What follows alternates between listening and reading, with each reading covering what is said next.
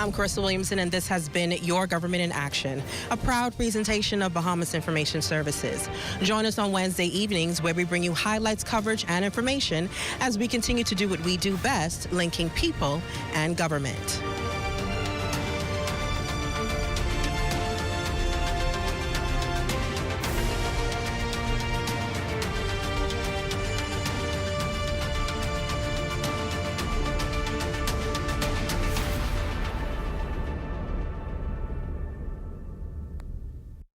After 66 steps, I'm Matea Cunningham. This is ZNS.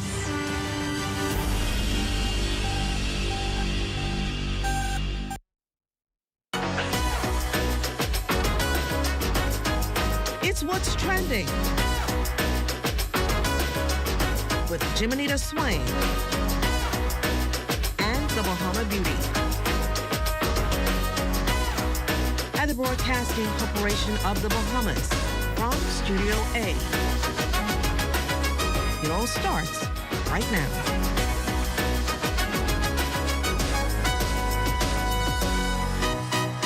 Happy Hum Day to you, and it's a rainy one at that, but get cozy and lean in. You're watching What's Trending, where we bring you what's buzzing, what's making us talk, and of course, what's trending. I'm Anthea Ferguson with the latest in entertainment, lifestyle, and fashion here at home and around the globe. Coming up in today's show, are we all just collectively exhausted from 24/7 screen time to laughing off our stress because it's too uncomfortable to face? We're diving into the toxic habits we accept as just life. Up next, a brilliant psychiatrist joins us to help break that cycle. And man up, don't cry, and just handle it. For many men, those childhood messages have lasting effects on their mental health. Ahead, a candid conversation with a psychiatrist about breaking the silence, embracing vulnerability, and why normalizing therapy saves lives. And closing things out, we sit down with a visual artist, designer, and author whose work celebrates healing, self-love, and authenticity. She joins us to talk about her journey, her purpose, and the powerful stories behind her art. We're taking a quick break, but there's more when we return.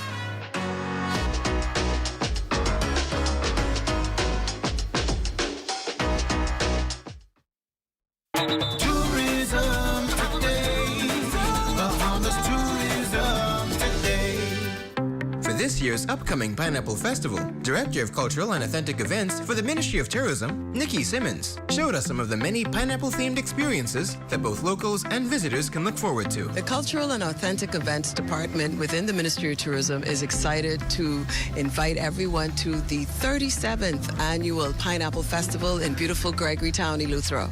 So, you know, a big part of our culture is food, and there's going to be lots of food at the festival. Vendors will be selling pineapple-infused dishes, pastries, farm produce, pineapple sandwiches, pizzas, seafood, everything pineapple. As usual, there's a kiddies corner. There's the pineapple eating contest, which is a favorite among our visitors and locals. There's pineapple fun sports. There's a bush tea demo, pineapple jam making demo.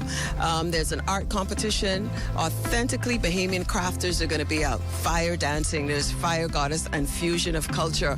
Going to be a fabulous show. The nighttime comes alive with Shad Colley and the VIPs and a number of our really big Bahamian artists, KB, Johnny Cake.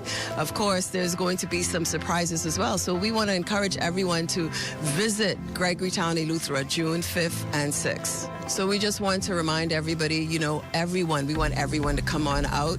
Of course, the price to get in for adults is $10. For children, it's $5. It's a great time. Learn a little bit about our history, our culture, how Pineapple Festival came about. It really is paying homage to the pineapple farmers from back in the day. It's a great time. For more tourism updates, visit Tourism Today or Bahamas.com. I'm Michael Miller, and this is Tourism Today.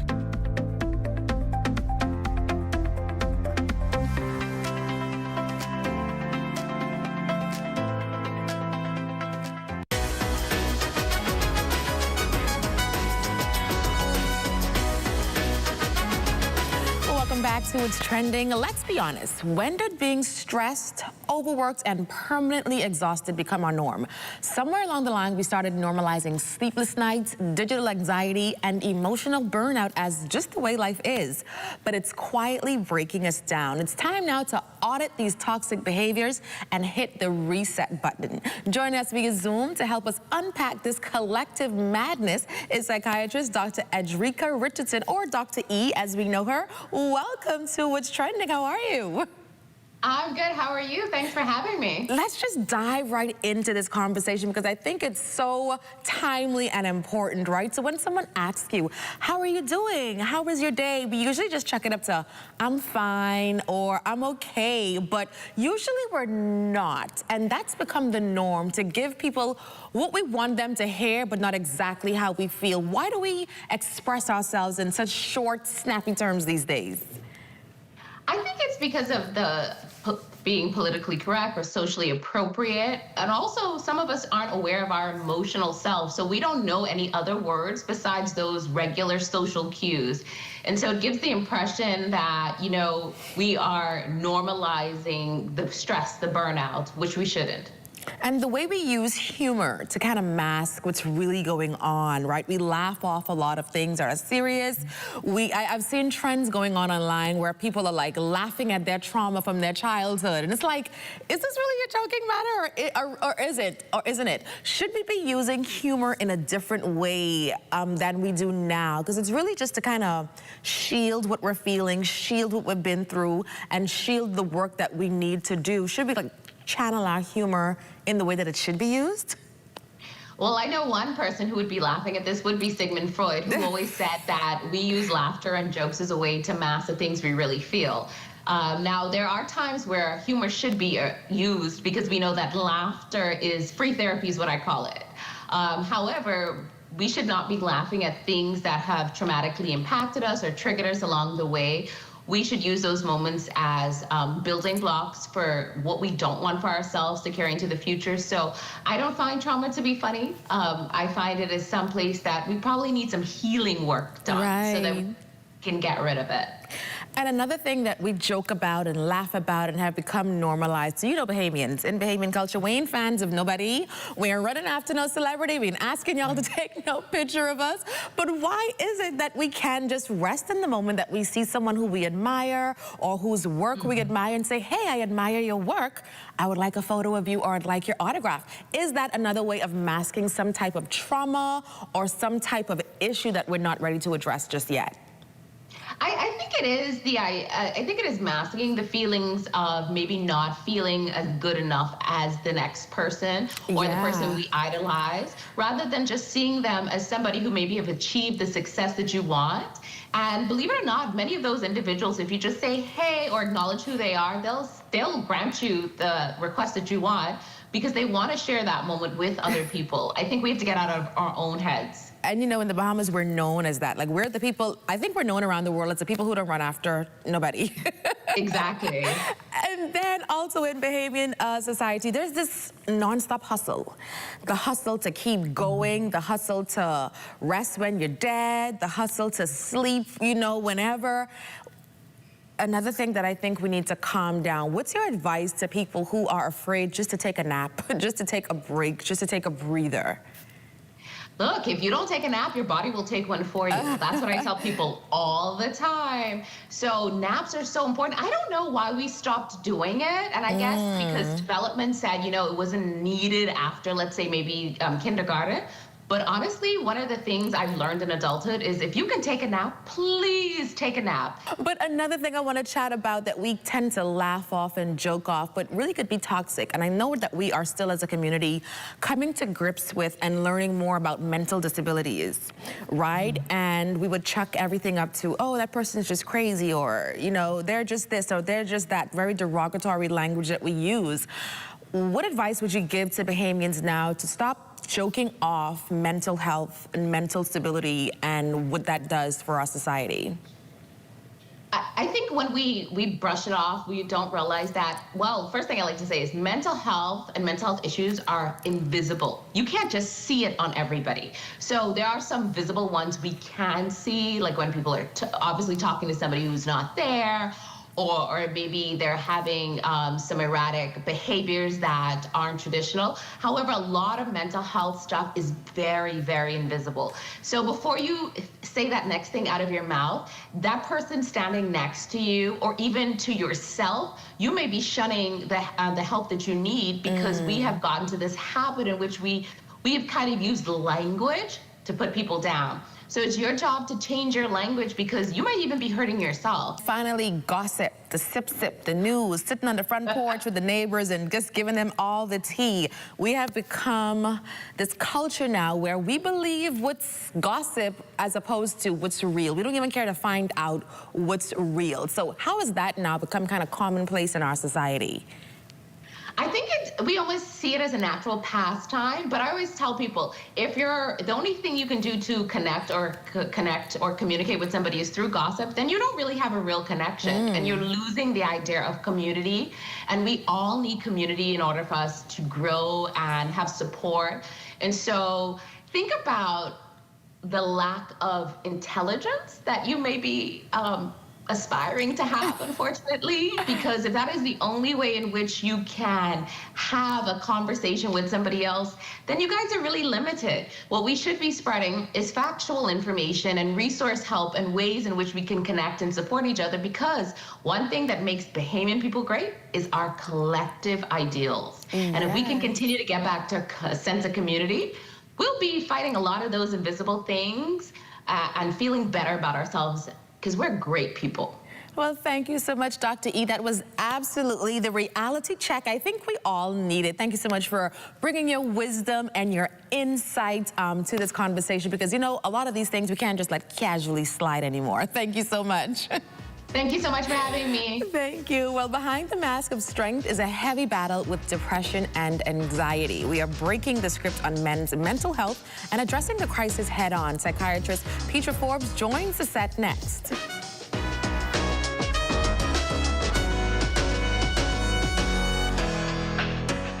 There's something extraordinary happening in the Bahamas right now. Young minds with bold ideas and the courage to build something that has never existed before. And it's all happening right here at the Student Innovation Pitch Competition.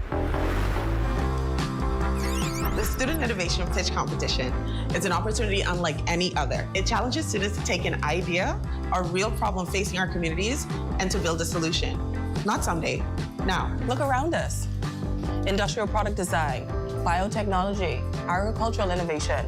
These are not just subjects. They're solutions to real Bahamian challenges. Food insecurity, healthcare access, economic independence. This is the generation that changes that story. For too long, we've relied on solutions built elsewhere for problems we understand better than anyone. When Bahamians develop for Bahamians, that's when real change happens. That's what this competition is about. This competition is open to every student. Bimini, Nassau, Exuma, San Salvador, every corner of the archipelago. If you have a bright idea that can move the Bahamas forward, we want to hear it from you. Imagine an ecosystem where our brightest young minds are not just studying innovation, they are living it together right now. When I started this program, I didn't see myself as an innovator. I just had questions and problems that I wanted to fix. Learning industrial product design, learning how to take an idea from a sketch to a real prototype. That changed how I see everything. Competitions like this tell young people like me, your ideas matter. You matter. So, what are you waiting for? Go to tdcbahamas.com. Apply. Show the Bahamas what you've got.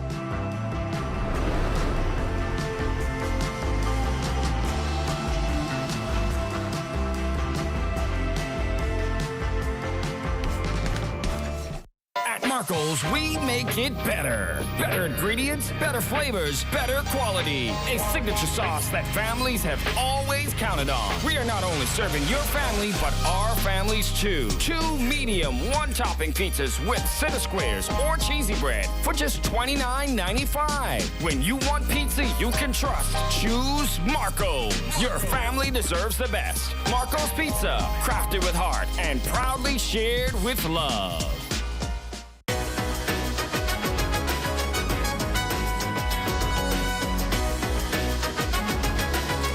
June is Men's Mental Health Awareness Month, and we're tackling a silent crisis. For generations, men have been told to man up and hide their pain. But behind that silence is a heavy battle with anxiety, depression, and burnout.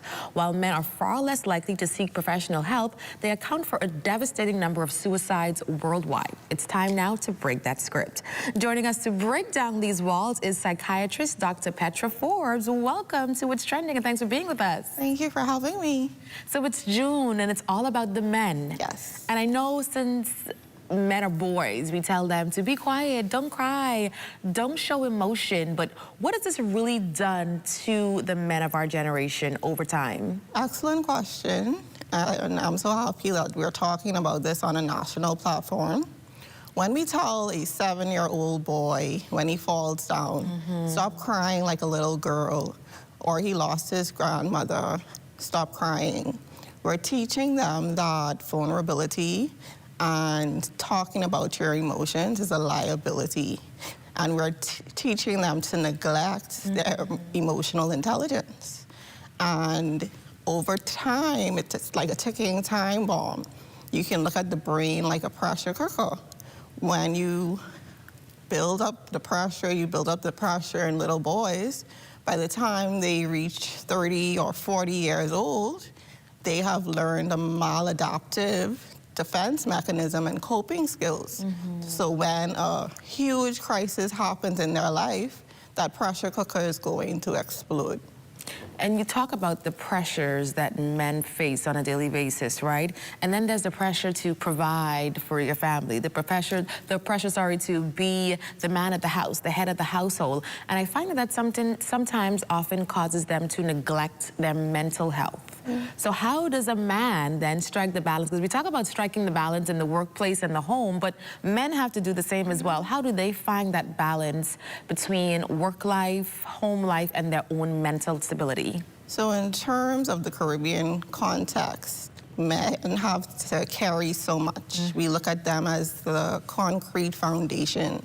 They have to be strong, they have to hold up the family, and they cannot show any cracks. And if they don't lean on community, if they don't lean on friendships, if they do not explore healthy coping mechanisms, they usually turn to escapism and self-medication. And that looks like being in the bar longer. That looks like betting and gambling more and more. That looks like turning to pornography or other sexual relationships. And it's just a toxic coping mechanism for internal pain that they need to deal with. And I like how you talked about those warning signs and the red flags that may appear. I want to dig a little bit deeper into that, because you talk about pornography and, gambling and all these other vices that men can fall into, but sometimes they may not be as obvious as that. So how can we, as the women in their lives, the sisters, the wives, the girlfriends, the friends, what all should we be looking for as a warning sign that may not be as obvious? So in women, when we think about sadness or depression, we curl up under the blanket, we're crying. We can let you know we're sad. Yes, right. You can see the visible sadness. But according to the DSM-5 TR, in men, culturally, they express sadness differently. And in men, their sadness may show up as somatic symptoms. So they may have this chronic back pain after going to get medical help. They can't explain why they're having this back pain or why they're having migraines. Sometimes we see changes in their sleep patterns. They may become more irritable with their children and snapping at them for no reason at all. So you're saying then that sometimes stress can show up in the body as physical pain, and that's sometimes how men mostly experience their own, because they don't talk about it, they don't reach out for help, and that's mainly because they don't feel like they have safe spaces to do so. They'll go out and they'll hang with their friends and they'll talk about everything else except what I'm feeling right now. So how do we get them to a place of knowing that there are safe spaces for them, like yours and others that exist? So I would say that men, again, they are different from women. They're not gonna say, hey girl, you wouldn't believe what happened to me today, or I need to talk about what I'm feeling inside. So that shoulder-to-shoulder interaction is what we call it. And with men, just playing dominoes allows for a shoulder-to-shoulder interaction. So community is very important. And in PubMed, they talk about isolation. And we have to encourage community in men. So if there's anyone out there who's watching this right now, man, woman, girl, boy, anyone watching this right now who may be feeling like, you know, there's just no point in going on, what would you say to them right now? I would say that, you know, our men, they love cars and their toys, right? When you have a vehicle that you like a lot, you take care of the engine. And you should look at your brain like the engine. And you're not just going to run the engine without taking care of it. And there is no shame in taking care of your engine because you want your car to run properly and function. There is no shame or defeat in taking care of your mind. Each of us are mind, body, and spirit. And if you can go to church, if you can pray, if you can get help for hypertension or diabetes, there's an organ above our neck, inside our head, that needs attention as well. Thank you so much for being with us, Dr. Forbes. Thank you for having me. Thank you. All right, to every man watching this right now, asking for help doesn't make you less of a man. It makes you human. Your life, your mind, and your presence matter. Let's look out for one another, and after this break, we'll talk to a young artist who turned color, creativity, and real-life emotion into art that speaks to the soul. Don't miss this conversation coming up after the break.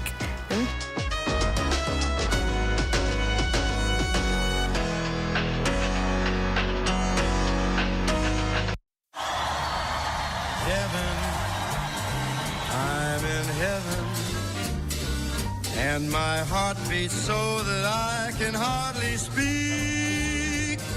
Out together, dancing cheek to cheek. I'm Jordan, by the way. Tom. Hi. Hello? Hey, girl. I at Wendy's. I'm trying to go to Essence Fest. Wendy's and Coca-Cola want to take you and your bestie to New Orleans. July 3rd through 5th is Essence Fest, and you could be traveling VIP style. Roxy? Tenders? Tenders. All you gotta do is upgrade any premium lunch combo 1 through 12 or a salad to a large, like a spicy number 6, add cheese and bacon, or a Dave's Classic, or my personal favorite, tendies. This will now serve as your final boarding call for Flight 735, service into Essence Fest. Boarding now. Nola! We coming back?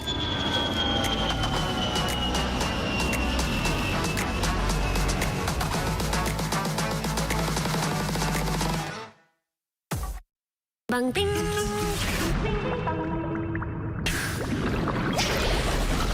Bing bang ding. Ding ding dong. Bang bang bang. Ding bang ding. Bing bang ding. Ding ding dong. Bang bang bang. Ding bang ding. Bing bang ding.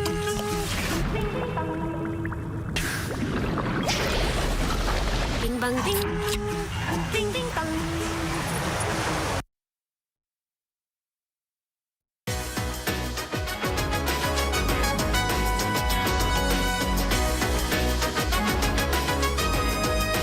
When the world gets loud and overwhelming, art has a beautiful way of bringing us back to center. Our next guest does exactly that.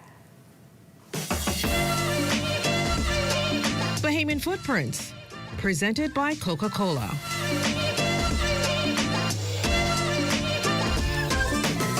Reina Noriega is a world-renowned visual artist, designer, and author whose vibrant, joyful work centers women of color and celebrates healing, self-reflection, and sustainable peace.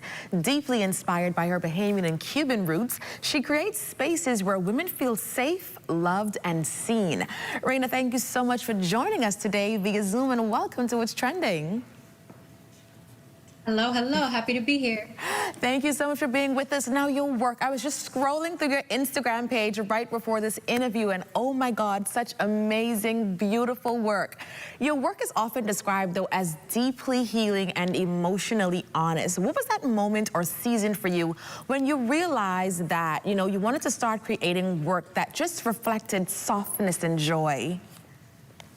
Yeah, I think it came after a period in my life where I was also doing a lot of internal reflection, a lot of healing, and the work started as something that I needed. It was something I wanted to see in my home. I was tired of going to search for wall art and not feeling reflected. I was tired of searching, for art about women and finding only art that kind of celebrated the trauma and some of the backbreaking work that we do to keep society together. So I decided to create some for myself and for my community.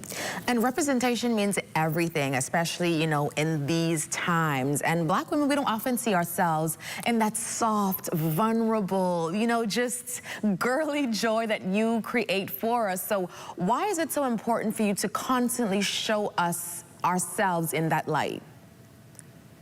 When I rack my brain around everything happening and I ask myself, how can we really make a difference?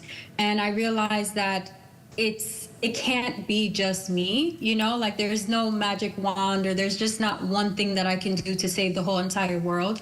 But my contribution is using my gift to wake other people up to their light so that all of these lights shining in their own way is contributing to the positivity in the world, is contributing to us having the will and the energy to fight and to continue on. And we see here that you have partnered with brands like Old Navy. I saw Chic a couple of minutes ago. There's Genesis, the car. I mean, what has it been like bringing your work and bringing your talent to such big name global brands? It's amazing for the little girl in me that wanted to be an artist and wasn't sure if it would actually even be possible as a career. It definitely satisfies that. But when I go back to my purpose and being in alignment, those partnerships just give me a larger stage to bring this mission to people where they are. That is insane. I'm sure you have many pinch me moments as you're shopping around in the malls or driving around, seeing your work there. But let's talk a little bit about your Bahamian and Cuban background, right? And you spoke a lot about how the matriarchs in our community often put everyone before themselves, right? How they always care for the family, care for the kids and the cousins and the aunties, right? But what about those who, don't know how to stop making those sacrifices and just put themselves first? Any advice there and how your work kind of reflects that? Yeah, that's something I've learned to kind of model it. Maybe we can't save our parents and our grandparents from that generational trauma, so to speak, but through being the fullest expression of ourselves, we honor those sacrifices while also modeling that there can be another way. You seem to be very vulnerable with your work. How do you create a safe space for yourself, even as you're teaching us to find our peace, find our center, find our healing? How do you kind of just create that for yourself in your personal time? It's an ongoing, it's something that I'm constantly revisiting. I think that I've figured it all out, and then something in life will bring up more work that needs to be done. But I think it's just falling in love with the inner work, falling in love with getting to know myself in a way that I can separate myself from, some of the shame, some of the guilt, just some of the things that has weighed me down in the past, some of the things that weigh other people down and keep them from ever getting to meet their full self. I think that's what keeps me going. For anyone right now who's watching this and they still don't have that sense of self, what would you tell them that they can hold on to today in finding themselves? The fact that you can put a name to these feelings of discomfort or dissatisfaction, your body, your intuition, your higher self, God, everyone looking out for you is trying to tell you that there is more. You deserve more than what you have right now. Well, thank you so much for that. Thank you for being here with us today on What's Trending. Your voice and your vision, your heart, it's such a beautiful work that you've done. Congratulations. And we hope to see more from you. I'm sure we'll see more from you. Thank you so much for having me. Thank you so much, Raina. Well, stay tuned. There's more excitement ahead on What's Trending.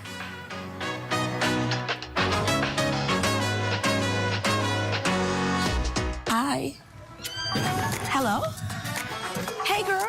I at Wendy's. I'm trying to go to Essence Fest. Wendy's and Coca-Cola want to take you and your bestie to New Orleans. July 3rd through 5th is Essence Fest, and you could be traveling VIP style. Roxy? Tenders? Tenders. All you gotta do is upgrade any premium lunch combo 1 through 12 or a salad to a large, like a spicy number 6, add cheese and bacon, or a Dave's Classic, or my personal favorite, Tendies. This will now serve as your final boarding call for Flight 735, service into Essence Fest. Boarding now. Nola! We coming back?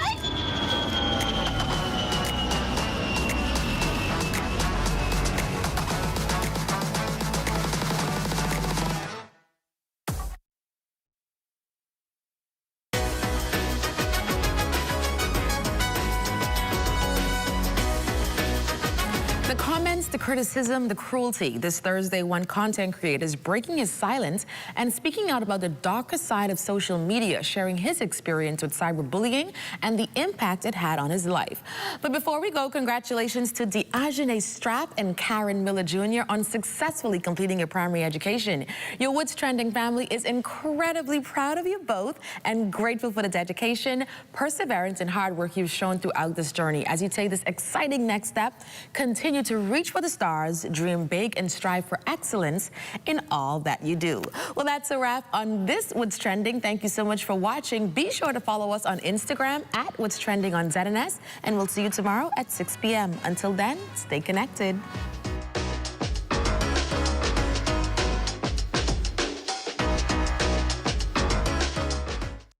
In Harbor Island, North Eleuthera, I'm Charles Fisher. This is ZNS.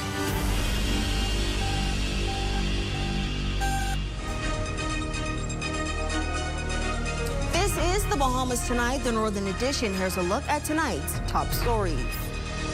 Prime Minister Philip Davis delivers a strong message on climate change at Caribbean Development Bank conference. Also, a decade-old murder case nearing its end as closing arguments laid before a panel of 8.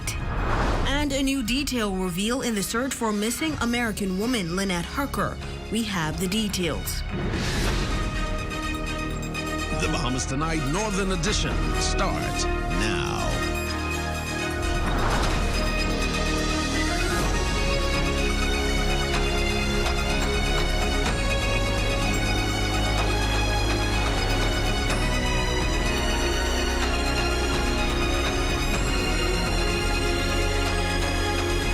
Good evening and welcome to the Bahamas Tonight, the Northern Edition. I'm Shalia Roll, and as always, it's a pleasure to have you with us. Prime Minister Philip Davis using the stage of the 56th annual meeting of the Caribbean Development Bank to deliver a strong message on climate change, regional unity, and financial independence. The Prime Minister warning that Caribbean nations can no longer afford to depend on global systems that fail to understand the realities of small island states. More details in tonight's top story. A single storm can erase a year of our national income in one night. That same storm can disqualify us from the financing we need to recover. Prime Minister Philip Davis telling regional leaders that the Caribbean is facing mounting pressure from climate change while struggling under an international financial system that he says was never designed with the region in mind. Prime Minister Davis says stronger hurricanes and rising sea levels continue to threaten Caribbean economies, while many countries remain locked out of affordable financing because of how they are classified internationally. For too long, we have treated endurance like achievement. We have survived hurricanes and pandemics, debt and downturns, and we have called that strength. It is strength. But this morning I must say the harder thing. We have been resilient for so long that we have begun to mistake survival for progress. Surviving the storm is different from changing the conditions that create it. The Prime Minister also arguing that Caribbean nations have spent too many years simply recovering from crisis instead of creating long-term solutions to protect the region's future. He warned leaders that survival alone cannot remain the goal for small island developing states already burdened by debt and climate disasters. We are a nation where our union is weak. We should strengthen it. Where it is broken, we should repair it. Where it has fallen short, we should not walk away. We should ask the harder question of how to make it work. Whether we choose to act together or apart, one truth will not bend to our preference. The same tide that lifts one of our islands lifts them all. The same storm that floods one of our shores threatens every other. With the Atlantic hurricane season officially underway as of June 1st, emergency supplies and storm plans are top of mind for many residents. But a local trauma specialist says preparing mentally is just as important, particularly for those still carrying the emotional scars of Hurricane Dorian in 2019. Our Matthew Martinborough has more in this report. While most Bahamian households are advised to begin stocking up emergency supplies and food rations, clinical consultant and trauma specialist at the Grand Bahama Resilience Center, Dr. Andy Lang, says Hurricane Dorian still remains fresh in the minds of those who experienced its devastation. However, he says although the anxiety and the trauma that it produces is a natural human reaction, taking proactive steps towards avoiding mental disturbance can help. It's helpful to stick to normal routines. So if you get up at 6 every morning, you do your devotional, you do some exercise, have your morning coffee, etc., etc., try as best as you can to stick to that routine. The consultant also advises to resist heavy consumption of anything that may provoke a traumatic response. Especially persons who might be more prone to watching the weather station, for example, to see what's out there in the tropics or monitoring weather phenomena. That they limit their consumption of that type of information because what it does is it feeds and it fuels those feelings of anxiety that they might be having. By prioritizing a healthier daily routine, Lang notes it can assist with the continued healing process for future seasons.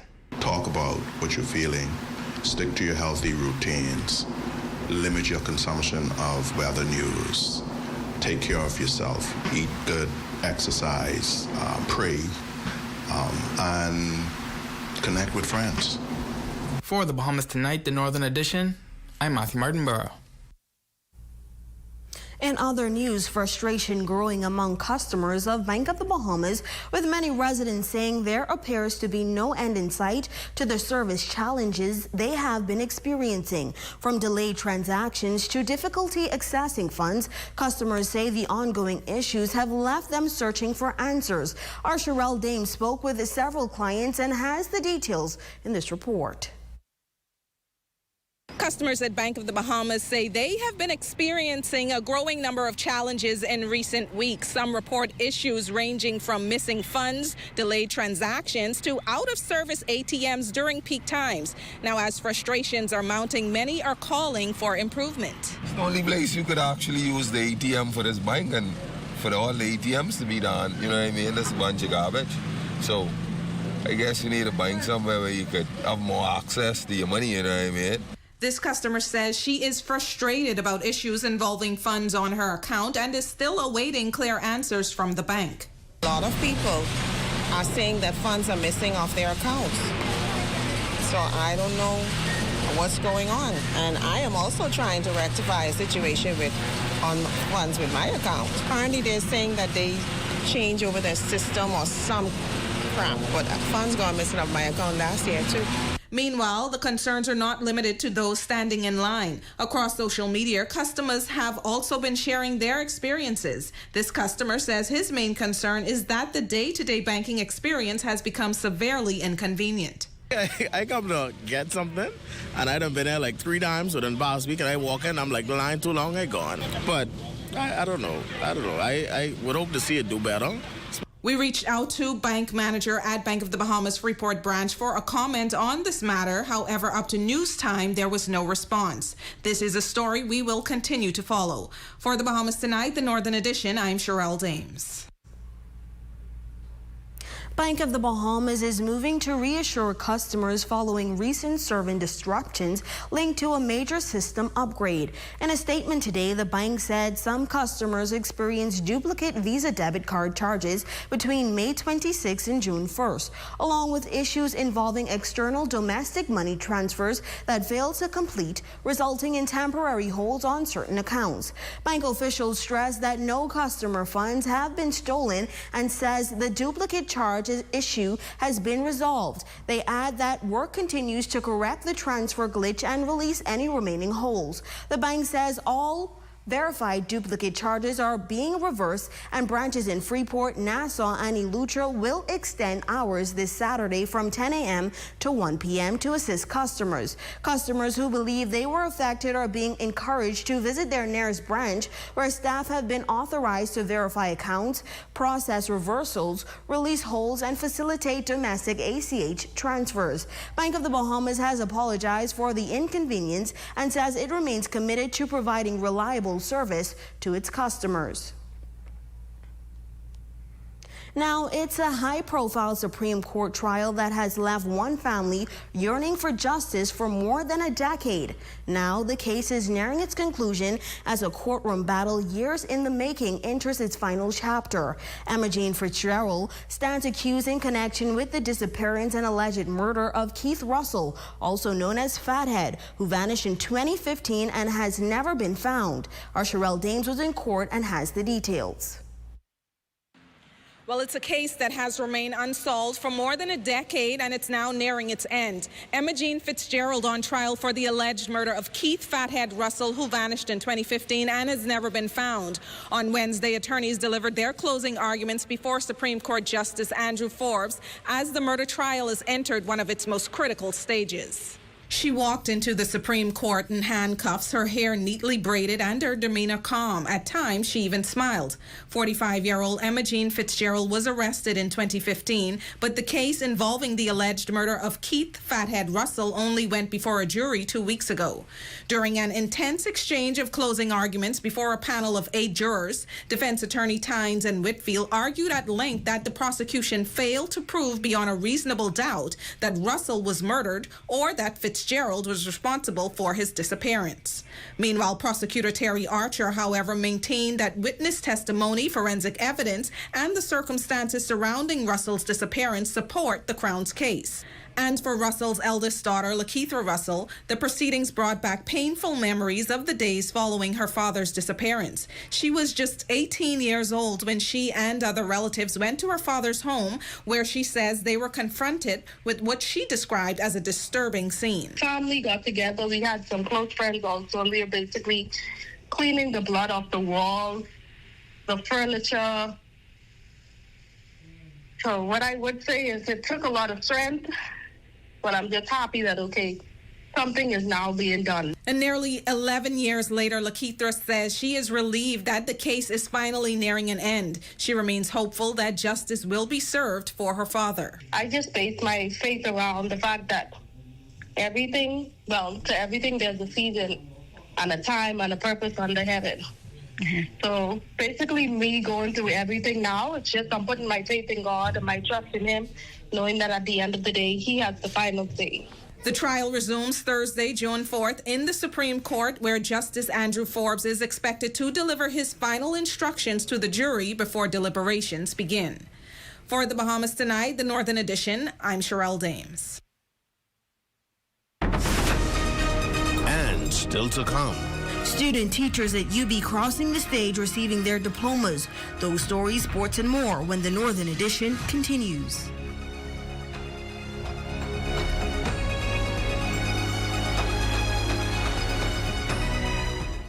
There are some things that are undeniably Bahamian. A good conch salad, junkanoo, the way we worship, the way we take care of one another, all undeniably Bahamian. And right in the midst of our iconic things, places, and people is Commonwealth Bank. Increasing access, sponsoring dreams, working alongside Bahamians to increase the quality of their lives for more than 60 years. Commonwealth Bank, nothing more than being Bahamian. Commonwealth Bank, leader in personal banking services. Come on down and see what Dolly Madison has in store for you. Renovate and rejuvenate at Dolly Madison. Dolly Madison. Save more drugs. We got you. From cosmetics to prosthetics, what you need for your family, the brands you're looking for, the quality you expect, the prices you need and deserve. Feel the love. Save more at Save More Drugs. It's all about fathers at Esquire Men's Freeport with 15 to 20% off store-wide and selected items at 50% off from June 1st to June 20th. Find the perfect gift for dad at Esquire, the best of menswear. Call them at 352-8816. Don't miss the 25% off Labor Day sale at Park & Shop this June 2nd, 3rd, 4th, and 6th, excluding red tag items and underwear. Park & Shop, downtown. The St. George's High Performing Arts Department presents Conservatory of Dreams, a Regency Tale, June 6th at 8 p.m. and June 7th at 4 p.m. at the Regency Theater. Tickets are $30 for adults and $20 for students. Available at the 17 shop. Call 557-6646 for more details. Majestic Trucking and Retail is having a summer sizzle sale. Buy a brand new 18-inch high-velocity pedestal fan with remote control for only $55. 100% copper motor built and designed to withstand the test of time. Get yours today while supplies last. For more details, call them at 351-3936 or WhatsApp 807-3936. Your number one team in the North. Only the sun covers the Bahamas better.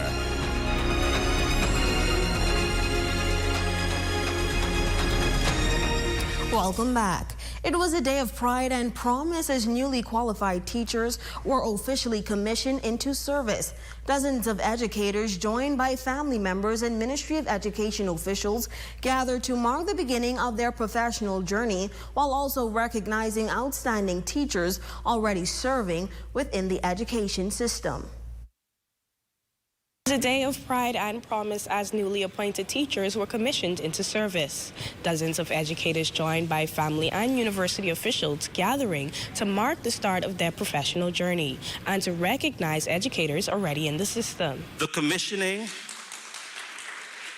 is your official enlistment into the profession that produces all other professions. Vice President of UB North, Denise Barnes, highlighting the importance of teachers investing in education and molding the future. She says it is an accomplishment the university is proud to be a part of. If you're looking for someone who is contributing to the growth of this nation selflessly, who are not interested in the accolades but really want to see young people become productive citizens, that's what you have embodied in a teacher, and so therefore the value is something that we really can't put a price on. I think that we're in somewhat of a crisis. We're in a crisis of identity in terms of who we are as Bahamians.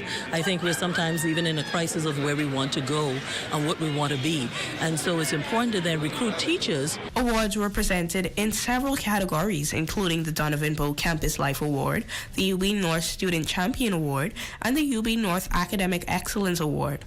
Officials say the ceremony reflects the institution's commitment to the advancement of knowledge while inspiring the next generation of educators. Those sentiments were echoed by graduate Triska Jones, who reflected on the hard work, sacrifice, and commitment it took to reach this milestone. She also encouraged others considering a career in education to take the leap and pursue their passion for teaching. This moment is surreal. It is an honor to know that I will serve my country. I believe that every child can learn, and I want to be the person to help make a difference and build our nation. I just want to encourage persons to go back to school. If you have that burning desire to be an educator, if you feel that inside of you, take that on. It's never too late. With certificates in hand, 14 new teachers are preparing to enter classrooms across the Bahamas, ready to take on the important responsibility of educating the nation's future generations. For the Bahamas Tonight, the Northern Edition, I'm Charlia Jones. 18 senior high school students are moving full steam ahead after graduating from the Bahamas Maritime Cadet Corps on Tuesday evening at the Foster B. Pastina Center. The graduates spent weeks learning about various aspects of the maritime industry while gaining first-hand experience of what a career in the field looks and feel like. Students from Freeport and 8 Mile Rock embraced the opportunity, and judging by their testimonies, the program left a lasting impression. Throughout my time in this maritime program, I have gained valuable knowledge, practical skills, and a deeper understanding of the maritime industry. This experience has taught me the importance of responsibility, teamwork, discipline, and safety qualities. Another major achievement was earning my STCW certification. Overall, Maritime Cadets has taught me valuable skills and introduced me to new opportunities and helped me grow in confidence and teamwork. What started as just another extracurricular activity became an experience that I will always remember. The top cadet for 8 Mile Rock was Phyllis Davis, while Freeport's top cadet was Rashid Ouden, charging the cadets to move forward and embrace the endless possibilities of the maritime industry was Commander Arjun Televo of the Northern Command for the Royal Bahamas Defense Force. He reminded the students to always keep God first, to lean on hard work, dedication, and passion in the good and bad times. Raise the pressure. Open the throttle and let nothing, no fear, no doubt, no person reduce your speed. The final thing in your CPI that you need is God.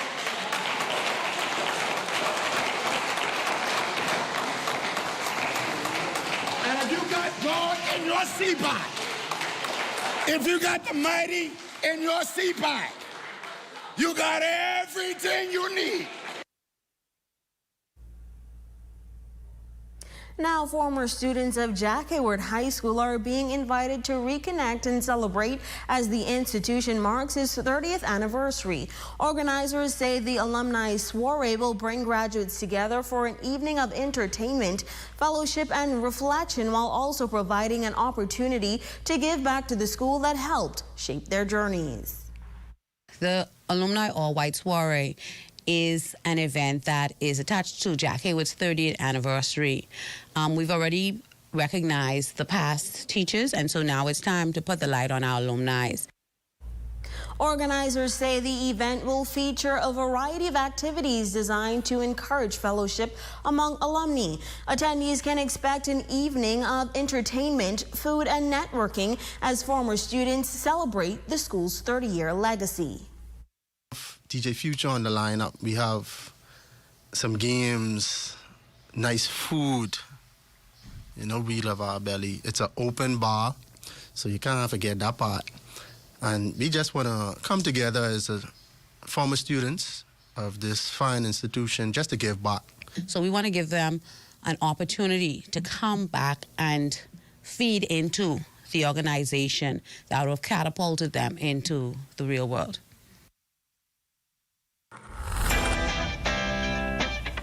We salute our Facebook friend of the day, Father Colin Sanders. Thank you so much for your support.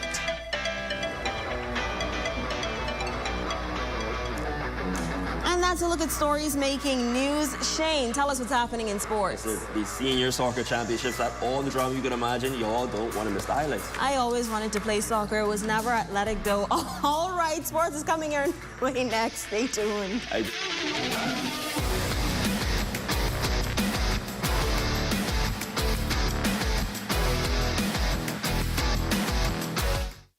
See news in the making? Call us at 352-9713 or 359-5167, or you can email us at ZNS3news@gmail.com. In celebration of the 16th year anniversary, the Integrated Medical Center presents the Health Fair and Gospel Concert, Saturday, June 6th from 3 p.m. to 9 p.m. at the Resilience Square in Marsh Harbor, Abaco. Enjoy free health information, gospel music, family fun, giveaways, and more. For more details, call 699-1304. Journey to a serene oasis.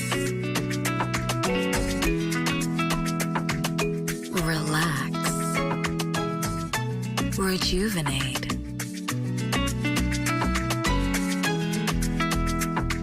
Renew. Welcome to Renew Day Spa. For appointments, call 352-RENU. Join the Progressive Liberal Party for our annual Labor Day March on Friday, June 5th, 2026. The march begins at 8:30 a.m. and starts and ends at the Independence Park. March alongside Deputy Leader of the Progressive Liberal Party, I, Chester Cooper, and the National Chairman of the Progressive Liberal Party, Fred Mitchell, as we celebrate the hardworking men and women of the Bahamas. Bring your families, bring your friends, and bring your co-workers, and come march with us. Refreshments will be served immediately following the march at the PLP headquarters. We look forward to seeing you there. I'm Bahama. Get ready for an all-white soiree this Labor Day. Brought to you by Jockey Senior High School, celebrating 30 years. Come dress in all white and celebrate under the stars with great food, an open bar, live vibes by DJ Future, giveaways, and prizes for the class with the most alumni present. That's June 5th, 2026 on the school lawn. Tickets are only $100 per person, sold at the school, or call 442-0931. Save more drugs, from cosmetics to prosthetics. What you need for your family, the brands you're looking for, the quality you expect, vitamins you need, and prescriptions you came for. Feel the love. Save more at Save More Drugs.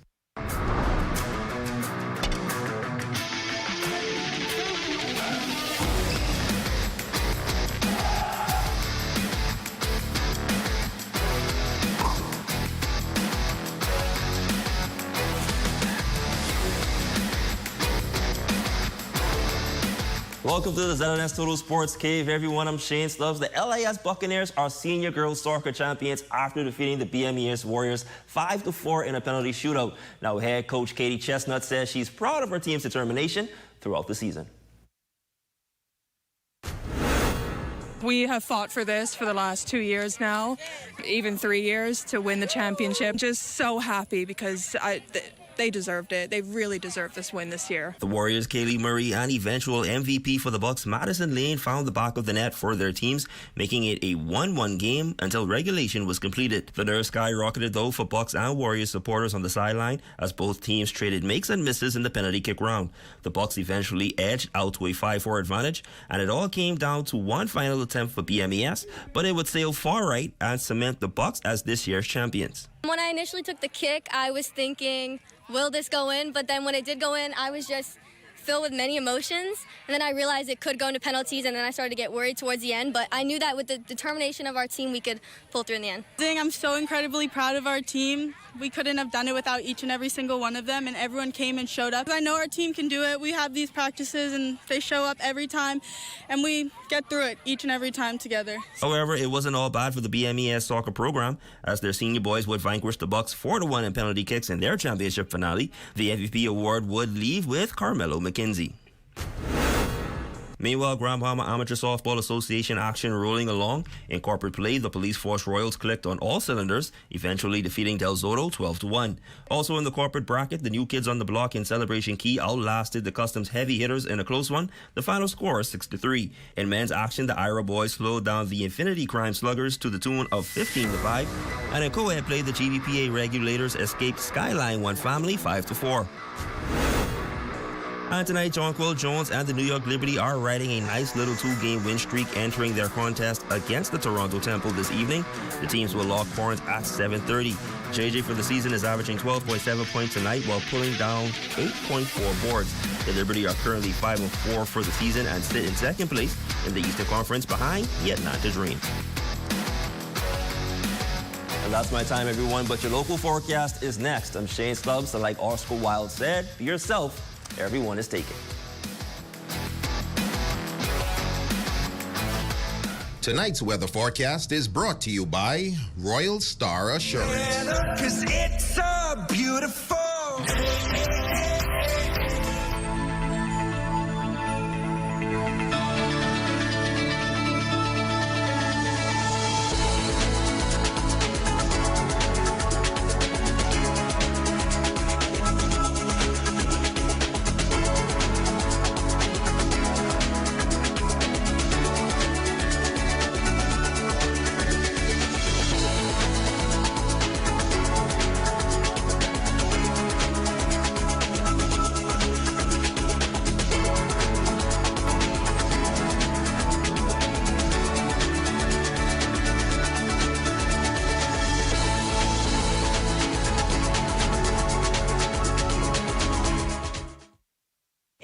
At Save More Drugs, we got you.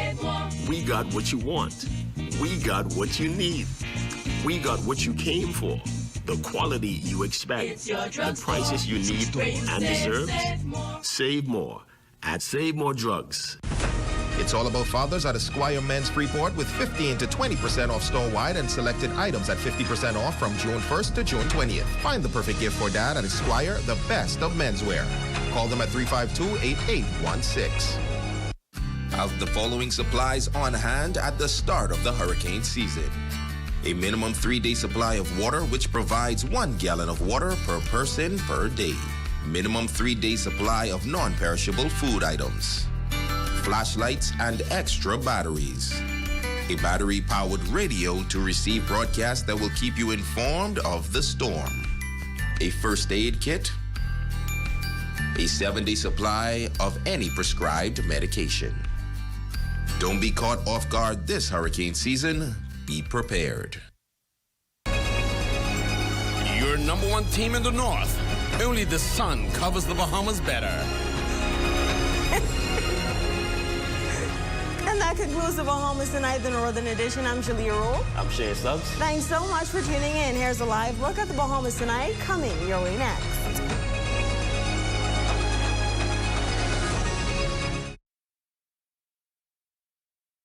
The Public Hospitals Authority wishes to ensure that you and your family are safe and prepared during the hurricane season.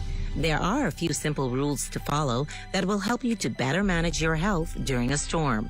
Ensure you have a 2-week supply of any medications you are taking. In Harbour Island, North Eleuthera, I'm Charles Fisher. This is ZNS.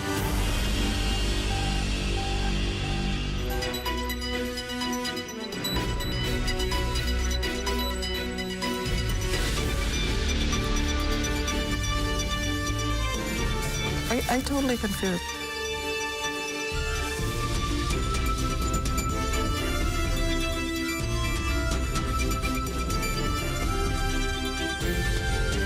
Good evening, everyone, and welcome to the broadcast. Climate change and resilience, digital transformation, infrastructural development, and importantly, regional cooperation, all on the agenda as ministers of finance, governors, and other stakeholders meet here in the Bahamas for the Caribbean Development Bank's 56th annual meeting of the Board of Governors as they chart the way forward in the midst of challenges facing the region. Our Desmond Saunders is down at the Bahama Resort, the backdrop for a high-level dialogue. Desmond? Legislators and policymakers have converged on these grounds to drive economic growth throughout the region. Makashlai can tell you that 3 of the most influential voices led discussions here this afternoon, and I'm proud to be joined by Camille Taylor, who's the head of corporate communications, Caribbean Development Bank. What is the overriding message and theme that you want Caribbean people to drive away with, or take away with this afternoon? So these are very uncertain times. These are even frightening times, unsettling times. But we want the people of this region to know that the Caribbean Development Bank is actively pursuing solutions in their favor to get the best possible outcomes in spite of the conditions which are not in our favor. And happily today we have our partners here with us from the global financial community. We're not in this fight alone. We have partners here from the OPEC Fund, from the European Investment Bank, from CABE, from CAF, from the IDB, and we are all putting our collective minds and hearts together to get the best possible outcomes for the Caribbean people when it comes to sustainable development. Thank you very much. Now, earlier this morning, we had the opening ceremony for the 56th annual meeting of the Caribbean Development Bank, where there was a call for stronger regional cooperation from the nation's chief Prime Minister, the Honorable Philip Davis. Cleopatra Murphy has a story. Prime Minister the Honorable Philip Davis called on the Caribbean community to be the decider of its own fate when it comes to battling climate change and the subsequent recovery from its impacts during the opening of the Caribbean Development Bank's 56th annual meeting of the Board of Governors Wednesday. The nation's leader emphasized that surviving a storm is not the same as changing the conditions that give rise to it. He noted that while the region has shown its ability to endure crisis after crisis, true progress requires more than resilience. It demands the courage to transform outdated outdated systems and build a stronger, more sustainable future. A region that learns only to survive will be asked to survive again and again and again until survival is the only thing it knows how to do. And I say we, without exception, because the Bahamas lives with the same reality. The Prime Minister says the time has come for the region to build its own solutions, arguing that the global financial architecture was never designed with small island developing states in mind. He says that Afreximbank has committed billions of dollars to the Caribbean and is now supporting efforts to establish a Caribbean Exim Bank, a move he says could transform the region's access to capital and trade financing. Simply put, he says the region must invest in itself. We must no longer accept that a credit rating built for a continent that should decide the fate of an archipelago. We must create tools of our own, regional guarantees, blended finance, mechanisms that reward our resilience instead of punishing our geography. Also addressing the forum was Chairman of the Board of Governors of the CDB, Minister of Finance, the Honorable Michael Alcides, who says with nations facing economic volatility, climate emergencies, and widening inequality, the region must determine its response. The future demands strategy. The future demands transformation. The future demands bold leadership and collective action. While the impact of climate change is increasingly evident, CDB President Daniel Best says the region also faces geopolitical shocks and technological disruption. Our strength lies in our shared history. Our opportunity lies in our common challenges, and our success will be determined by how boldly we embrace regional collaboration and partnership. As the region faces brain drain, the Prime Minister says it must invest in the one asset that no agency can ever downgrade or no storm can ever wash away, and that is the mind of a Caribbean child. For the Bahamas Tonight, I'm Cleopatra Murphy. Now the Caribbean Development Bank. Well, that was our Cleopatra Murphy. In other news this evening, if you collect a pension or pay national insurance, changes are coming. The adjustments come as the National Insurance Fund continues to recover from the impact of the COVID-19 pandemic, when thousands of Bahamians lost their jobs and NIB paid out millions of dollars in unemployment benefits. And it's considering that for years, questions have been raised about the long-term sustainability of the fund. Well, now NIB is introducing measures aimed at strengthening its financial position while providing some relief to pensioners grappling with the rising cost of living. Our Leah Cooper has that story. The National Insurance Board making some adjustments come next month. Pensions will increase by 1.5% and the insurable wage by $20 per week. This means some workers and employers may pay slightly more in national insurance contributions as the earnings limit used to calculate contributions rises. We learned this much from NIB Director Dr. Tammy Francis. The weekly insurable wage ceiling will increase from $810 to $830. The monthly insurable wage ceiling will increase from $3,510 to $3,597.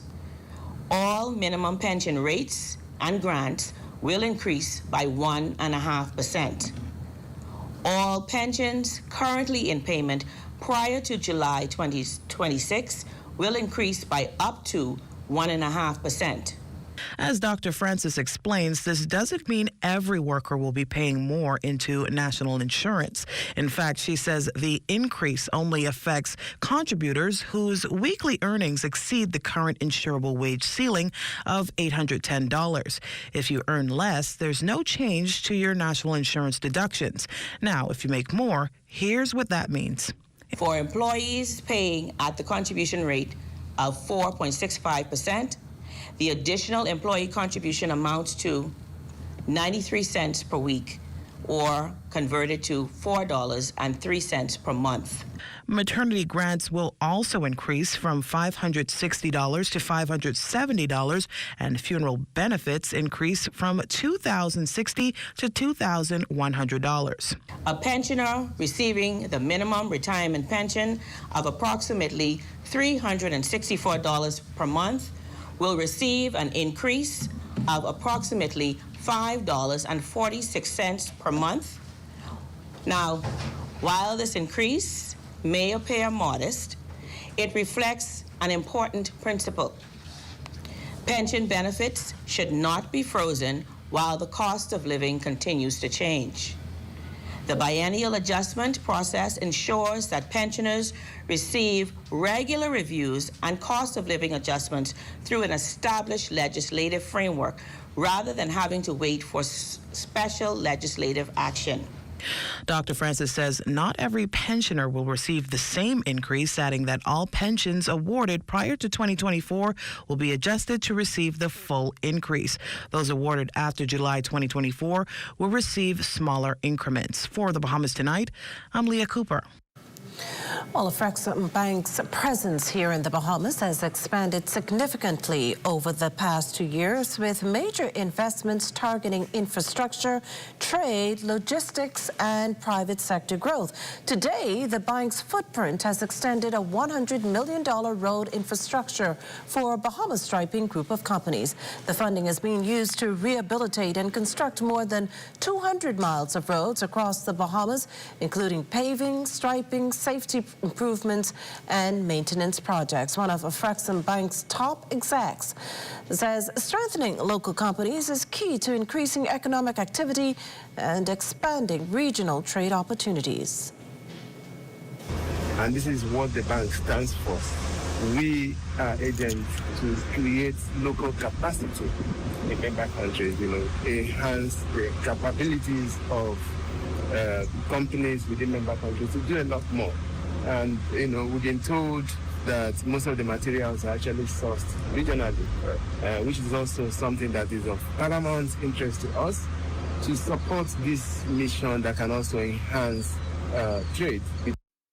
Also, major roadworks are set to get underway across New Providence this month after Bahamas Striping Group of companies was awarded a government contract to repave some 2.5 million square yards of roadway. The project's expected to span the entire island and includes the development of a 14-acre site that will house a new asphalt plant while also serving as a source for mining fill material. General Manager Melanie Roach says the scope of the project represents one of the most significant road rehabilitation efforts in recent years. Several months ago, we went through a public tender exercise where the Ministry of Works had issued a request for proposals for a public-private partnership project for road paving in New Providence, some 2.5 million square yards of paving on the island of New Providence. Trying to do it in a sequential phase so that it makes sense, but there'll be main roads, there'll be subdivision roads, there'll be minor roads all over New Providence. You're watching the Bahamas Tonight, the National Report. Stay with us. There are some things that are undeniably Bahamian. A good count salad, junkanoo, the way we worship, the way we take care of one another, all undeniably Bahamian. And right in the midst of our iconic things, places, and people is Commonwealth Bank.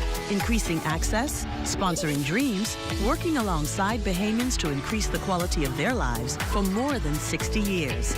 Commonwealth Bank, nothing more than being Bahamian. Commonwealth Bank, leader in personal banking services. John, I just found out that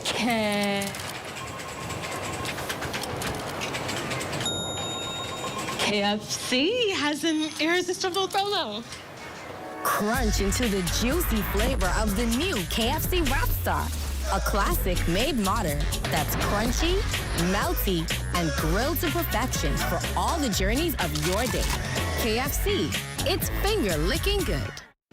Tasha, what you saying? Girl, right here, rushing to catch J.S. Johnson. I gotta renew my insurance. Oh, I with JSJ too, but I don't wait in line. I just pay online. Stop it. How you do that? Just email info@jsjohnson.com and say, sign me up for the online service center. They'll reach out and hook you up. You ain't never got to stand in line again. Amen to that. Save time. Pay online. Sign up for J.S. Johnson's online service center today. Insurance, peace of mind.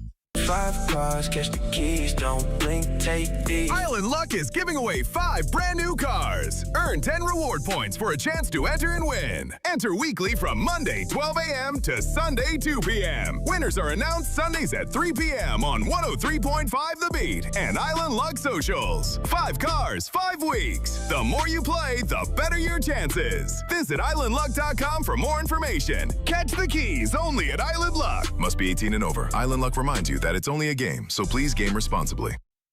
Are you or a loved one under medical care? Do you need affordable medical supplies? Ports International is the largest home health care supplier. Medical supplies at the very best price. And you can even shop online. From hospital beds to wound care, wheelchairs to walkers, Ports is a one-stop shop for your medical supplies, and we accept insurance. We have online shopping and 2 locations to serve you, at the Airport Industrial Park and Shirley Street. We also ship to the Family Islands. Shop online and visit us on Facebook. Call Ports at 377-1771.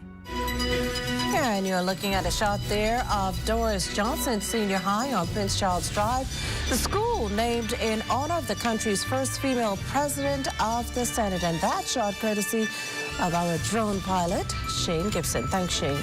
Welcome back. The U.S. Coast Guard, defense and police officers today combing sections of the sea near Lubbers Quarters, Abaco, as the case of American Lynette Hooker takes a new turn. Our Raven Davis was on the water just feet away from search teams throughout the operation and joins us with the very latest. Yes, well, I can tell you it was a busy scene just earlier today here in the Lubbers Quarters area just west of Hopetown, Abaco. This as U.S. Coast Guard divers assisted by officials from the Royal Bahamas Police Force along with the Royal Bahamas Defense Force were on the water for several hours searching for missing Michigan woman Lynette Hooker. Now, the operation was set to begin on Tuesday but did not get underway until today. This as investigators follow up on new information developed in this ongoing case.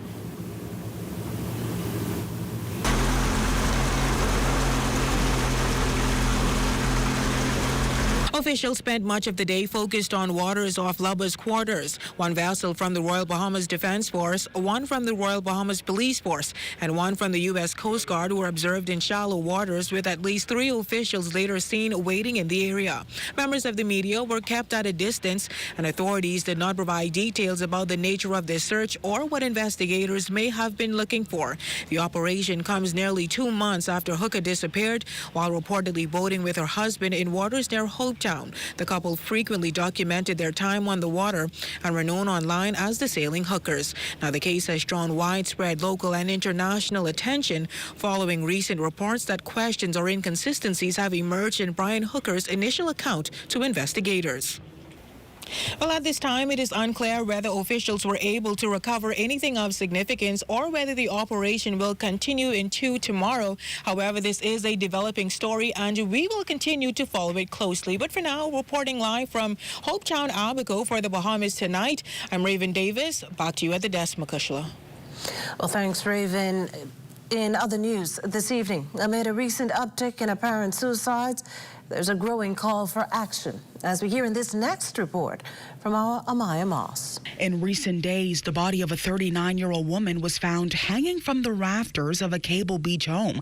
A man in his mid-20s allegedly opted for a similar fate, hanging himself from the balcony of a home in the gated community of Indigo. But these are just the most recent cases.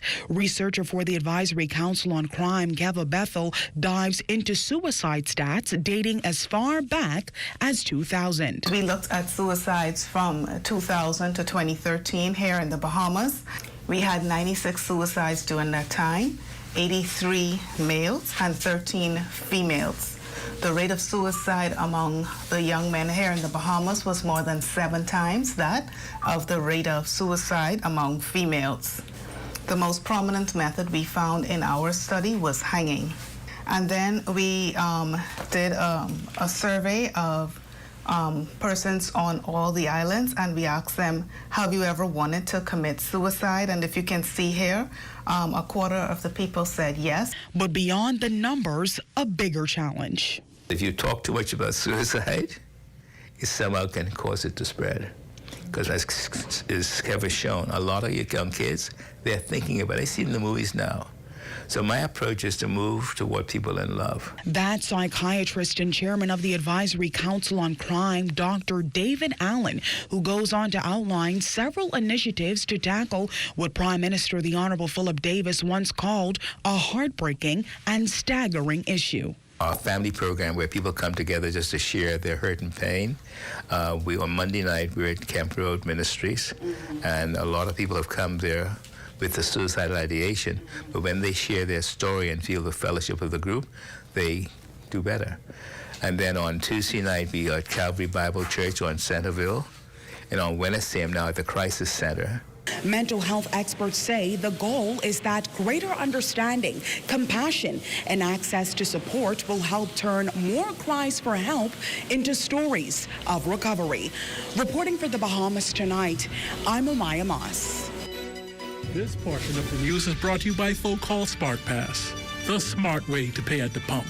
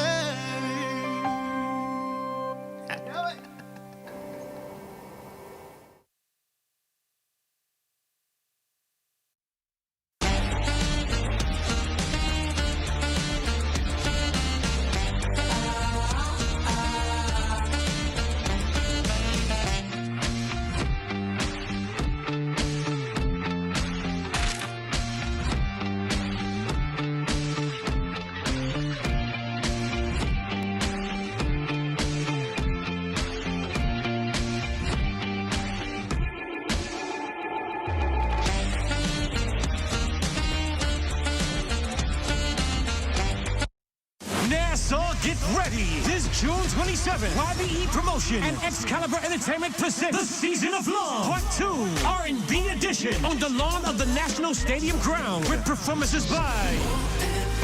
Get ready for Joe. It's Joe performing live. Come and experience the undeniable voice of Kelly Price. Kelly Price comes to Nassau. Bahamas own ZNS Fan Shaw is Jimmy Cossier. The legendary Brian McKnight. This will be an ultimate night of love. Saturday, June 27th, on the lawn of the National Stadium ground. Tickets on sale now at Classy Cuts Hair and Nail Beauty Supply or online at YBEpromotions.com. For info, Skybox and VIP packages, call 242-427-8111 or 242-357-0116. Be there. Introducing the Focal Smart Pass app that helps you to fuel up faster. Here's how it works. Download the app on the App Store or get it on Google Play and create your profile with payment details. Visit your nearest Shell station. Open the app, scan the pump's QR code, select your payment amount, and begin fueling. Say goodbye to cash and cards because the Focal Smart Pass offers secure and convenient payment options right at your fingertips. Download Focal Smart Pass now and fuel up faster today. A midday drive on Fire Trail Road West ending in death after a white Honda Accord reportedly lost control and slammed into the wall of a business establishment. Tonight, traffic police are pointing to speed as a possible factor. Lyle Maycock tells us more. A Wednesday afternoon crash on Fire Trail Road West turned fatal after a white Honda Accord left with extensive rear and side damage slammed into the wall of VRC Bahamas. Assistant Superintendent Demetria Capron of the Traffic Division says police were called shortly after 12 p.m. Our initial reports indicate that the lone occupant of the vehicle, a driver, was headed east on Fire Trail Road West when he overtook another vehicle and lost control of his vehicle, colliding into the wall of a business establishment. EMS responded to the scene and found no signs of life. Police have not released the driver's identity, saying relatives must first be notified. However, they confirm the male is in his late 30s. The driver of the vehicle that was overtaken remained on scene and is assisting officers. Capron says investigators are still working through the details, but one factor has already emerged. We can say that while we are in the early stages of this investigation, that speed did play a factor in this accident. As police continue their investigation, they are again warning motorists that one moment of dangerous driving can cost a life. One life lost in a traffic crash is simply one too many, and so we cannot afford to have another accident, that could be avoided when speed is a factor. Police are continuing investigations into the country's latest traffic fatality on Fire Trail Road. Motorists are encouraged to drive with caution as police continue to work out circumstances surrounding the fatal crash. Reporting for the Bahamas Tonight, I'm Lyle Maycock. Well, thanks, Lyle. In related news, severe weather dumping heavy rain here in the capital, leaving traffic at a crawl as motorists sought to do their best to avoid flooded streets. No such luck, though, for some vehicles that were left submerged, their owners stranded. Oh, Royce and Marlena, yesterday it was the heat. Today we got the rain. We almost came up and I was still just shocked at the sight of that car. Oh my goodness. Yes. The rain today was absolutely insane. Oh my goodness. I always say every time I go to wash my hair, the rain just comes down. I'm like, okay, I have to hold off now to the weekend. Spare everybody the trouble. Pure gloominess, I can tell you that. But on the brighter side of things, of course, June is recognized as Cancer Survivor Month, and there's a full itinerary of events for cancer survivors. But we do have a question for you that we were thinking about earlier. Can you ride a bike? When was the last time you rode a bike? And do you need the training wheels? Actually, right in the Easter. Really? Oh, you have both of us beat. Okay. I mean, I can ride a bike. I used to love doing it as a kid, but I couldn't tell you the last time I did it. Today is World Bicycle Day. It is. So that's why we wanted to ask. I can still do no hands. I'm pretty confident. You're going to go straight from not having cycled for years to being like... That's the kind of guy I am. Then you'll wonder why I'm on the desk by myself for a week. We've got a lot of fun coming up. Stay with us. Well, stay with us, the Bahamas Tonight. The National Report continues after this. At Marco's, we make it better. Better ingredients, better flavors, better quality. A signature sauce that families have always counted on. We are not only serving your family, but our families too. 2 medium, 1 topping pizzas with center squares or cheesy bread for just $29.95. When you want pizza you can trust, choose Marco's. Your family deserves the best. Marco's Pizza, crafted with heart and proudly shared with love.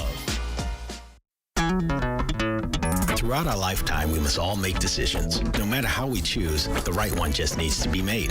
Like having J.S. Johnson Insurance Agents and Brokers as your insurance partner. We've been serving the Bahamas for over 100 years. Whether you need home, motor, marine, or commercial insurance, make the right decision. Call 397-2100 or visit jsjohnson.com. JS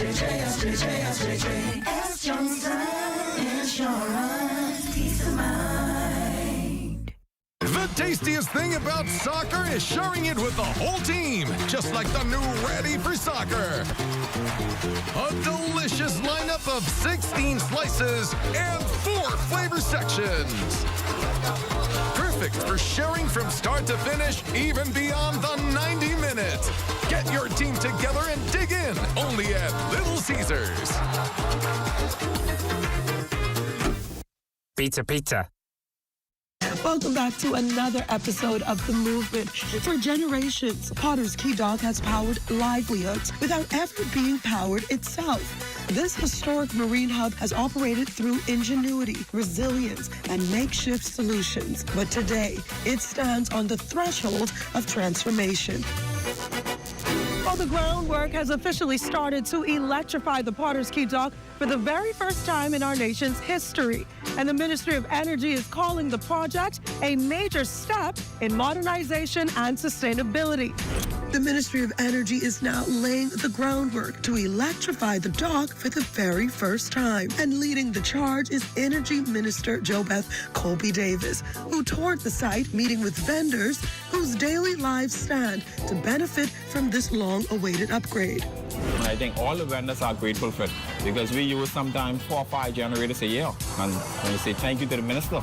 So today, this project means access to reliable and sustainable power to continue to grow their businesses. The electrification project is being led by the Ministry of Energy, working alongside Bahamas Power and Light, the Ministry of Agriculture and Marine Resources, and the Ministry of Works. This new system will introduce lowering operational costs and environmental impact over time. Each individual stall will have their own dedicated meter. We are also installing spare infrastructure for the next 20, 30, even 40 years. The Ministry of Energy is so proud to be at the forefront of this national and historic initiative, and we invite everyone to celebrate the electrification of Fortescue Dock. Now, vendors say that more reliable electricity changes everything. But of course, the Ministry of Energy says that this project is just a part of a more elaborate plan to make the Bahamas into a more energy-efficient place. And that does it for the National Report, but stay close. The Bahamas Tonight continues with Access Now.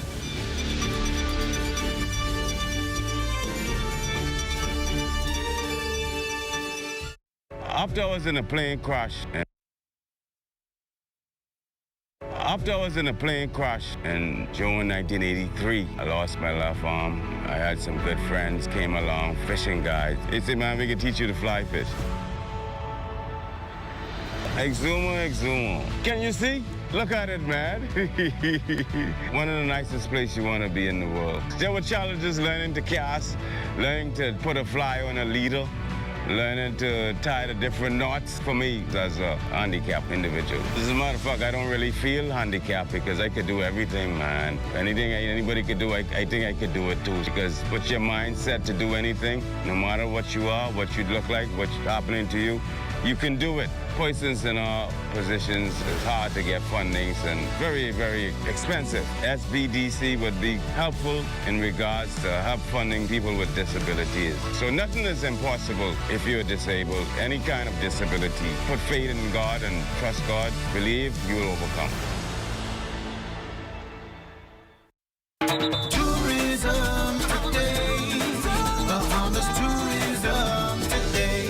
Manager Delano Bethel showed us some of the unique experiences that await at Great Cliff Chocolatier and Cigar Factory. When you come to Great Cliff Cigar Factory, you get premium good cigars. We offer cigar rolling, cigar and rum pairing, and you get to view actual cigars made right in your face here in Nassau, Bahamas. A lot of companies too that make cigars, they don't actually allow you to get that close to the roller, and what we do is we give you that very hands-on experience. So we get all the tobacco leaves from Nicaragua, Dominican Republic, Costa Rica, different parts around the world, and we blend it all here to make a Pacific Great Cliff blend, and after that, that's how we make our cigars. It's very premium. We use only long fillers, so we use the best tobacco in the world, and I would say we make basically the best cigars in the world. So these are some of our Great Cliff cigars right here. We have different strengths, different tastes. We have some with spicy finishes, some with semi-sweet finishes, like the red label and the blue label here. We even have some with a hint of dark chocolate and coffee, like the Heritage label right here. If you want a strong cigar, you can try our double espresso. This one our popular ones. And then we also have the purple label, which is the most popular cigar at Great Cliff. It's the Grand Cru, and this one is a mix of different tobacco as well. It's a creamy finished cigar, very smooth, medium strength. So we let you try different rums here from the island in the Bahamas, and we pair it with cigar rolling too as well. You can sit down, roll your cigar, then have rum pairing as well. Also, we pair it with our chocolates too, our Great Cliff chocolates. For more tourism updates, visit Tourism Today or Bahamas.com. I'm Michael Miller, and this is Tourism Today.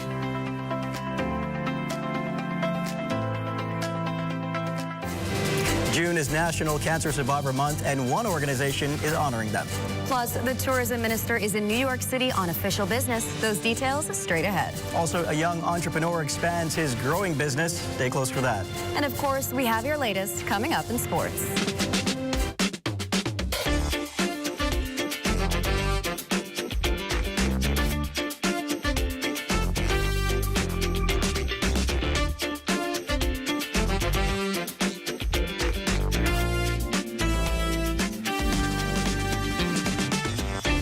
Bahamas Tonight Access Now starts now.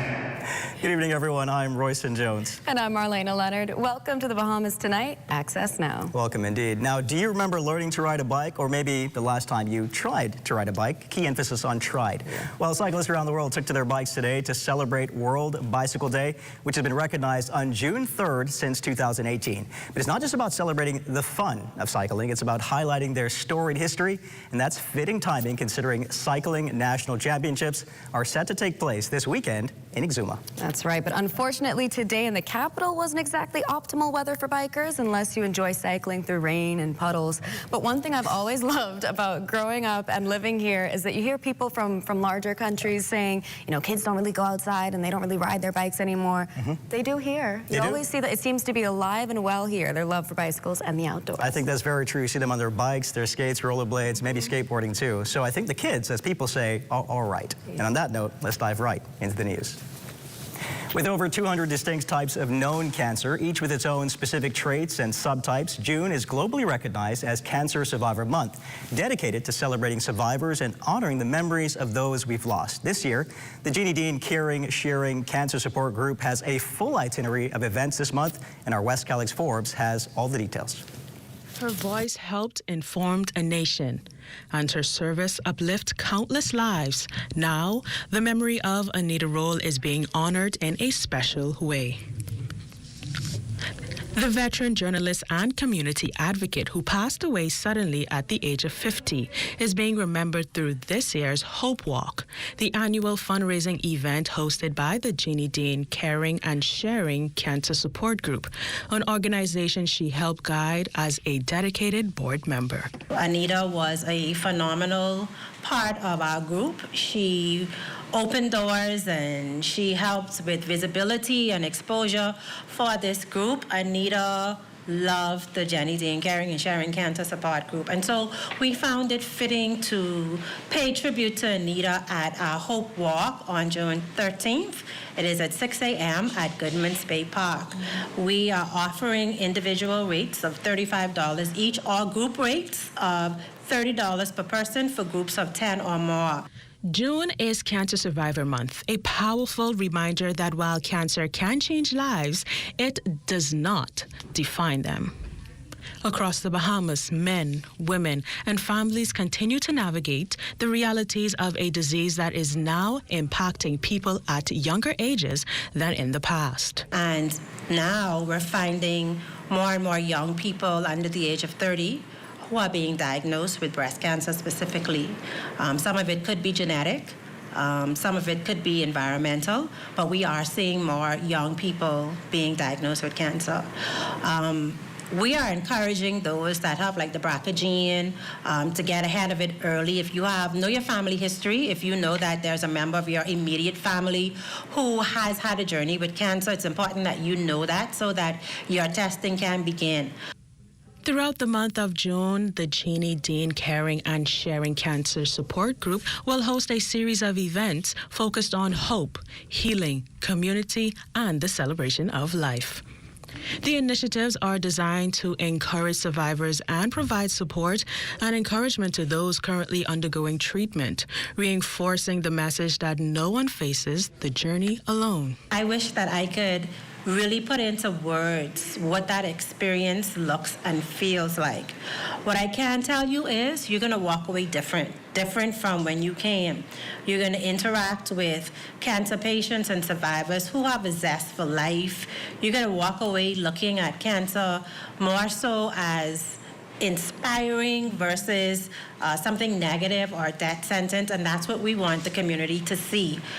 Dean is encouraging the public, corporate Bahamas, families, churches, and community groups to take part in activities throughout the month and stand in solidarity with those impacted by cancer.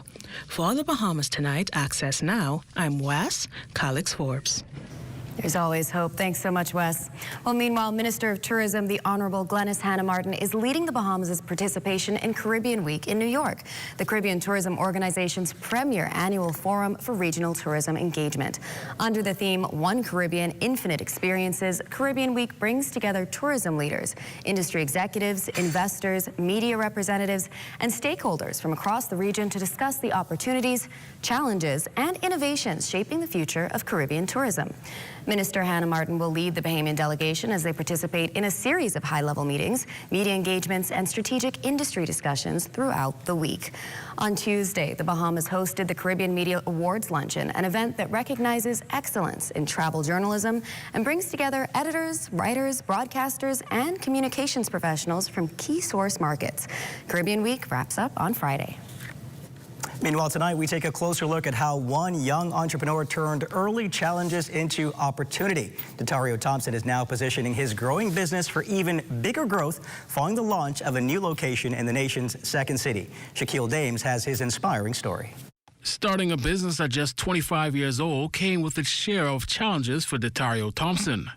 From customer service to logistics, Thompson says his early days of building his company were far from easy.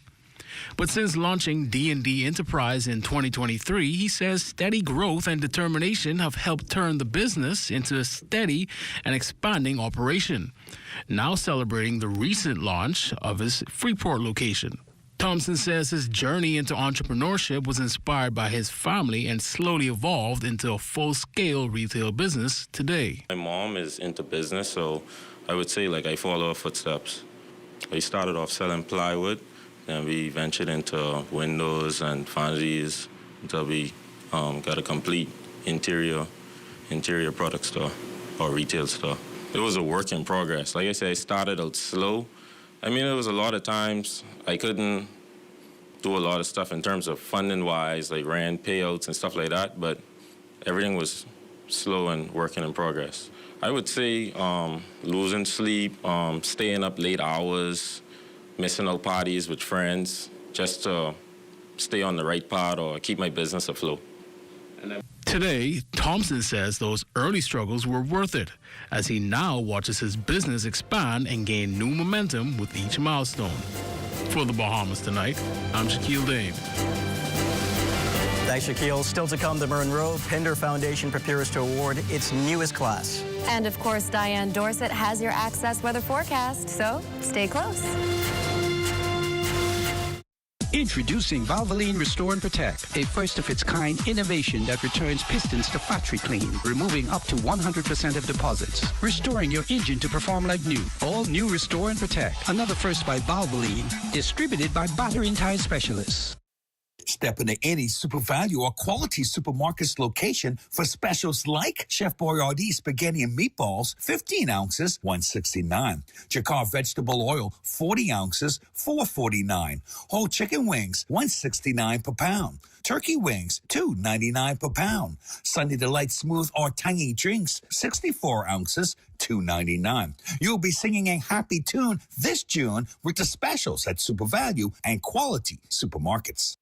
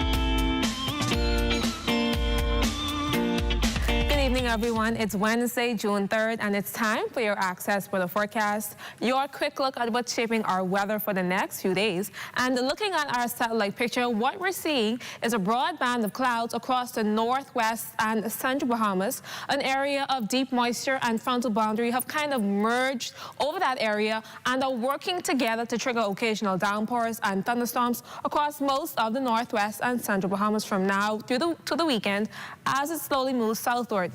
There is also a Saharan dust advisory now in effect for the central and southeast Bahamas and the Turks and Caicos Islands.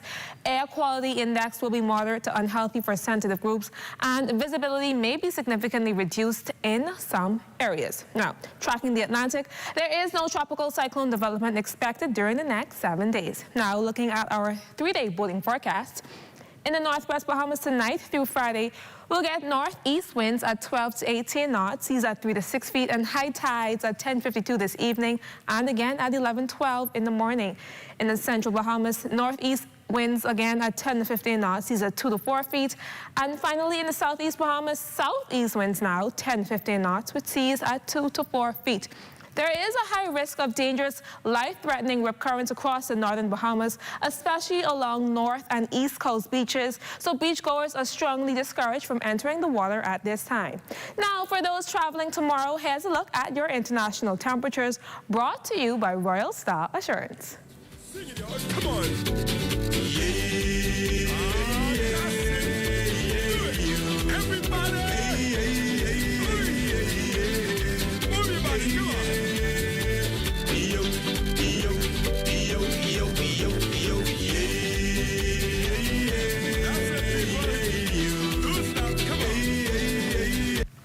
That was your international temperatures, brought to you by Royal Star Assurance, and that wraps up your Access Weather Forecast. But join me again at 11 for a full weather update. Have a great evening, everyone. Thanks, Diane. Well, 12 years later, and the country still remembers and mourns the deaths of Dr. Miles Monroe, Dr. Richard Pinder, and family members who we tragically lost in a plane crash in 2014. But their memories live on in many ways. One of them is through the Monroe Pinder Leadership Award, which is a nod to their commitment to education, civic duty, and achievement through providing annual monetary assistance to well-deserving students. And here to tell us about this year's class is chairman of the Monroe Pinder Scholarship Awards, Richard Adderley. Thank you so much for joining us on Access Now. It's so great to be here. Now, of course, we have to start off with, can you just tell us a little bit about the award itself? Okay, so the award was started 11 years ago following the deaths of Drs. Miles Monroe and Richard Pinder.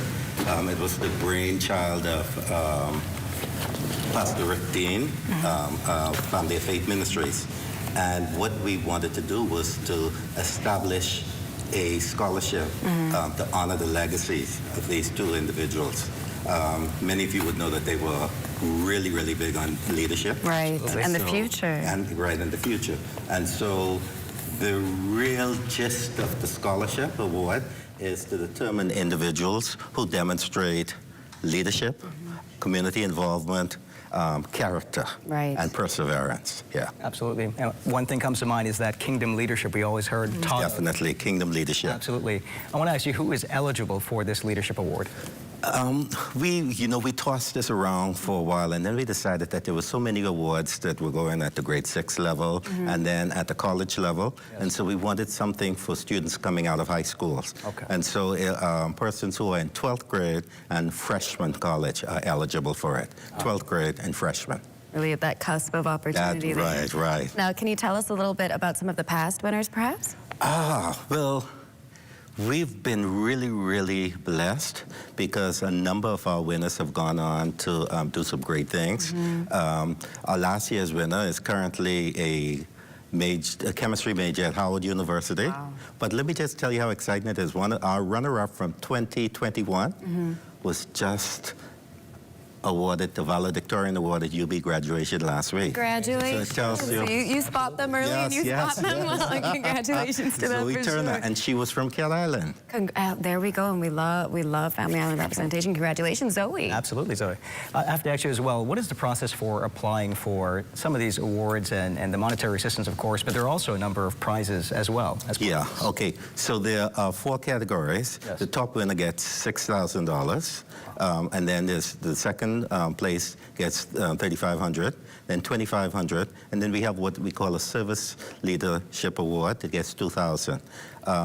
The other semifinalists receive complimentary gifts, and yeah, that's basically it. We started off really, really small. Would you believe that 10 years ago that the top prize was just $1,500? Wow. And so in 10 years, we've been able to move up to $6,000, and we've awarded over $85,000 in scholarships over this period of time. I'm sure you're very proud of that as well. Yeah. We are very, very, very proud of it. And the fact is that we've been making an appeal to get more persons involved. See, it's a special opportunity. We're not focused on the academic, the 4.0 person. Right. Okay. Most of them are, but we're looking for well-rounded persons. So we look at how have you participated in the community? What is it that you have done?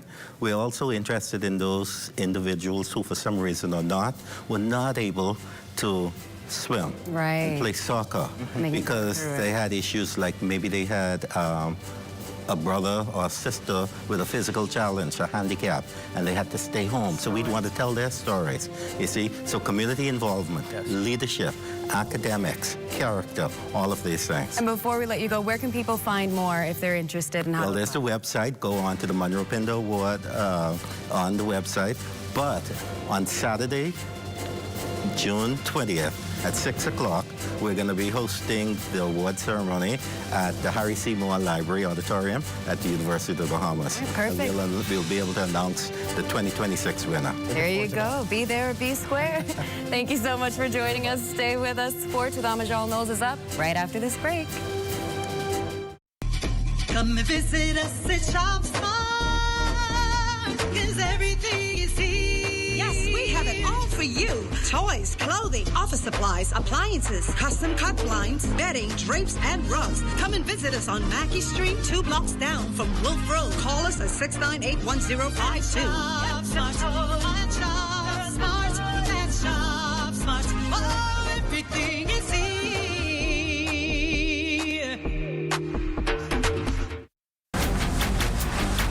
Hey, it's your honorary pump attendant back again with another episode on the do's and don'ts at a service station. Let's go. What you ain't gonna do is just pull up to any dispenser and put the nozzle inside your car without reading the signs. Because if you put the wrong fuel inside your car and the car mess up, you could be mad at us, all right? And then you have to walk a catch bus for about 3 to 18 months. What you're supposed to do is read the signs. We place signs all over the dispenser to tell you which fuel is which. Because you put the wrong one in the car, say bop, and you could be mad at us. You could be, oh, what happened to my car? No, it's you who ain't read. It say diesel, diesel, one word, diesel. You got up, and you mad at us. Read, that's all you have to do.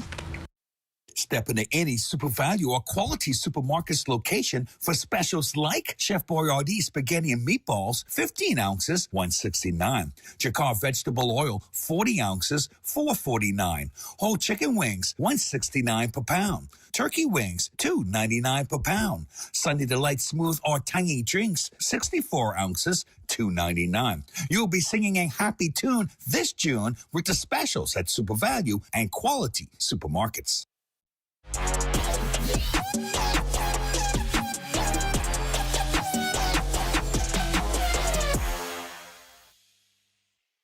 Welcome to your Wednesday Sports Check, everyone. I'm Swanson Gibson Jr.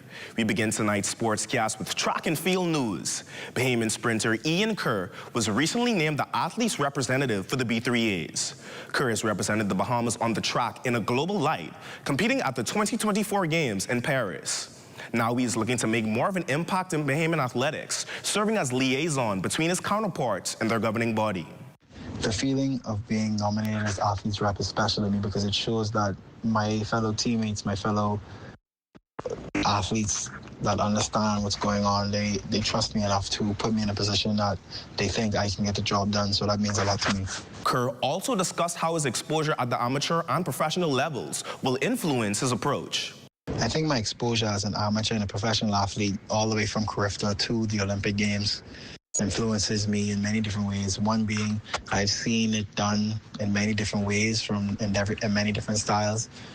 Even though when I was younger, I didn't really understand the process as I do now, but I've seen it done many ways. And so based on that, I think I can tailor my experience and my thought process on certain things and shape them into a way that can be better for everyone. Which is why I kind of want to be more transparent with my role and show the athletes this is how the higher-ups think, and show the higher-ups that this is how the athletes think. And I think once I do that, then it can like I said, it'll shape the way both of the sides look at each other. And still on track, Bahamian hurdler Antoine Andrews hits the transfer portal ahead of his senior campaign in NC Division I track and field. Our Michelle Butler caught up with the young athlete as he discussed his move from Texas Tech and overcoming adversity in collegiate athletics. Bahamian hurdler Antoine Andrews is preparing for the next chapter of his collegiate career. The Olympic semifinalist and former Texas Tech standout has officially entered the NCAA transfer portal, a move he says comes after careful consideration of both his athletic and personal goals. Andrews joined ZNS Sports via Zoom to discuss the decision. Challenge myself. I wanted a different challenge. I wanted to be uncomfortable again and get a different drive. I feel like I just was kind of getting comfortable where I'm at, so I just needed something that's going to make me uncomfortable again. After I saw how the year went for me, I think the main thing was me not competing this outdoor because of injuries. I think that's kind of what made me decide to make the change. The Bahamian hurdler outlined the key qualities he's looking for as he begins the recruitment process. I think since I've been hurt so much, I think it showed me how much I could handle adversity.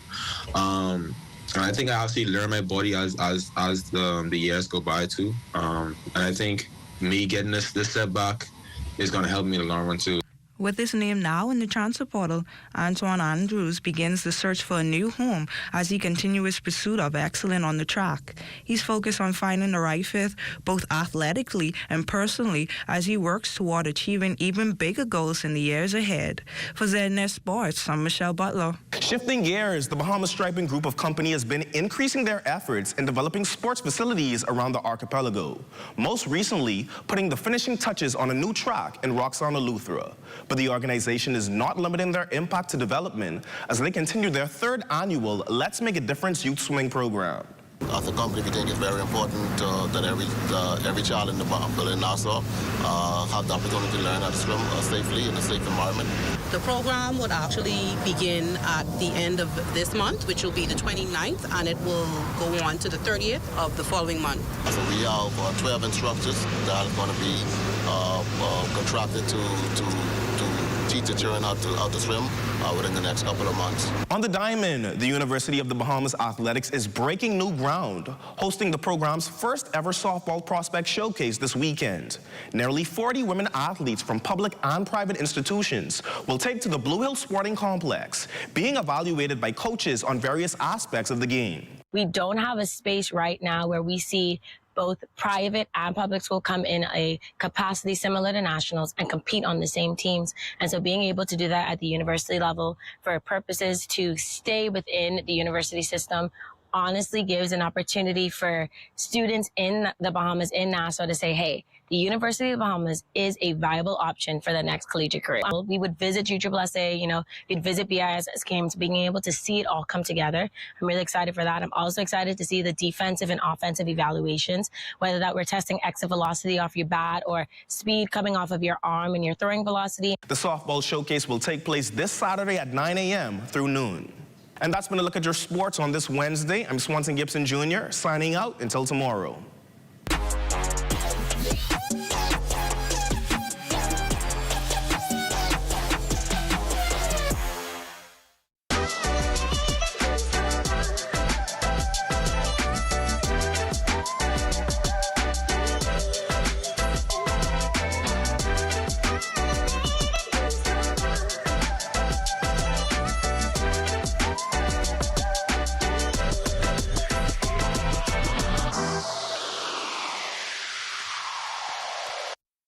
In today's world, a community cannot plan enough for a potential disaster, especially a hurricane. I'm Mario Neri, inviting you for a familiar walk. It's our 2026 Hurricane Seasonal Disaster Preparedness Program. Our special guest represents the Bahamas Red Cross, the Disaster Risk Management Authority, J.S. Johnson Insurance Agents and Brokers and the Department of Meteorology. Join us because preparation through education is less costly than learning through tragedy. You're looking at a shot of Prince Charles headed west, courtesy of drone pilot D. Shane Gibson. And it's time now for your Family Island news. Let's go.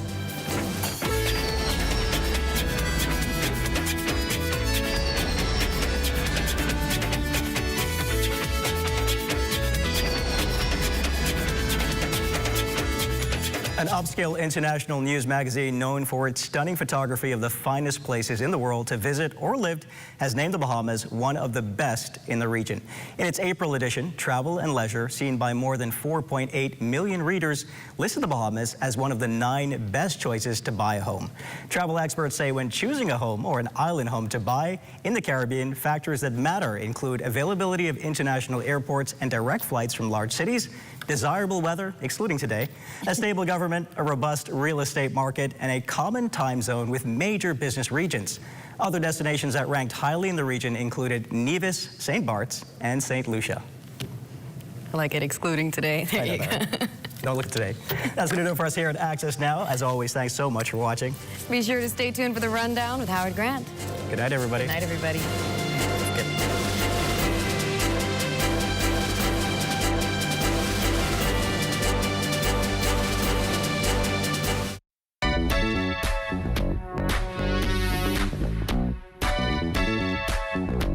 Welcome to the Best of Sports World. I'm your host, Carlos Spanky. Tuesday, 9 p.m., Saturday, 6:30 p.m.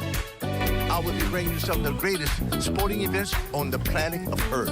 Football, basketball, baseball, track and field, NASCAR race, bike week, and oh yeah, the Battle of the Bands. Some of the greatest high school marching bands on the planet of Earth. And the heavyweights of all bands, Bethune-Cookman University Marching Wildcats in the 14K versus the Florida A&M Rattlers. I've always said if I could not take the Bahamas to the world, I'm going to bring the world to the Bahamas.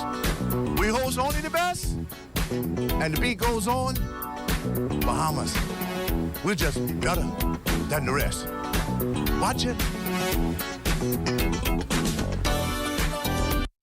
Making blood donations a part of your hurricane preparations is one way you can help to save lives during this hurricane season.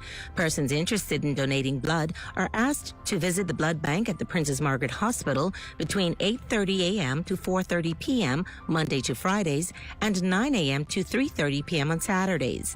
Donors are reminded that as a part of the closure of outpatient services at the hospital during the passage of a storm, the blood bank will not facilitate external donations during that time. Once outpatient services are resumed, the blood bank will again receive external donations. For more information on how you can donate, please contact the blood bank at 322-8077 or 322-2861, extension 2635 or 2633. What you see on this television station is governed by IRCA's Code of Practice for Content Regulation. The Code of Practice covers matters relating to program content that are of concern to the community, such as local content, news, current affairs, and programs for children, advertising, including political advertisements, and the responsibilities associated with broadcasting in the Bahamas. The code also covers aspects such as access services for the hearing and visually impaired, and the procedure for lodging a complaint about anything broadcasted by this television station. The code is available on IRCA's website at www.ircabahamas.bs. To receive a copy of the code by mail or in person, you may telephone IRCA at 242-393-0234. Family Island dialing is toll-free at 242-300-8722. Or you may send a request by email to info@ircabahamas.bs.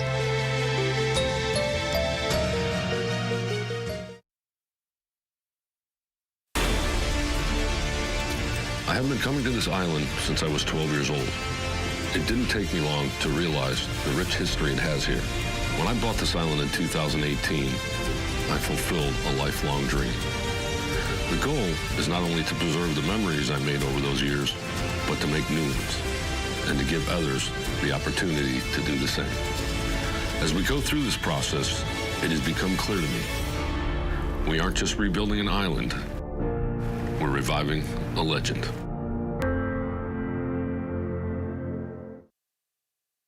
The internet is an essential tool for children and adults. It can be used to research school reports, communicate with teachers, and play interactive games. But online access also comes with risks, such as inappropriate content, cyberbullying, and online predators. Here are a few safety tips to help keep you and your children safe. Do not post too much personal information such as home addresses and phone numbers. Keep your privacy settings on and practice safe browsing to ensure children don't go on any inappropriate sites. Be careful about posting pictures or your whereabouts when going on vacation. Always know your child's passwords for email addresses and social media sites. Be sure to have your house computer in a common area where it can be easily monitored. Have conversations with them to make sure they aren't scheduling meetups with new people.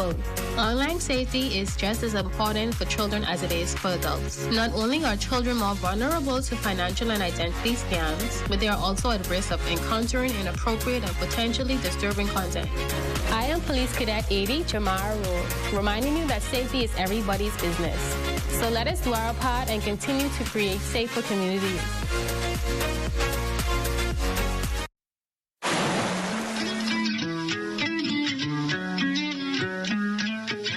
Never swim alone. Don't go deep into the pool. Don't run around the pool because you might slip and get hurt. If someone else falls into the water, don't go in and get them by yourself. Call for help. Parents, sign up your children for Let's Swim Bahamas.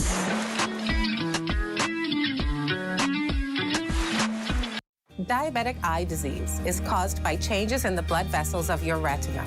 This disease is the most common cause of vision loss among patients with diabetes and is the leading cause of blindness and visual impairment in working-age adults.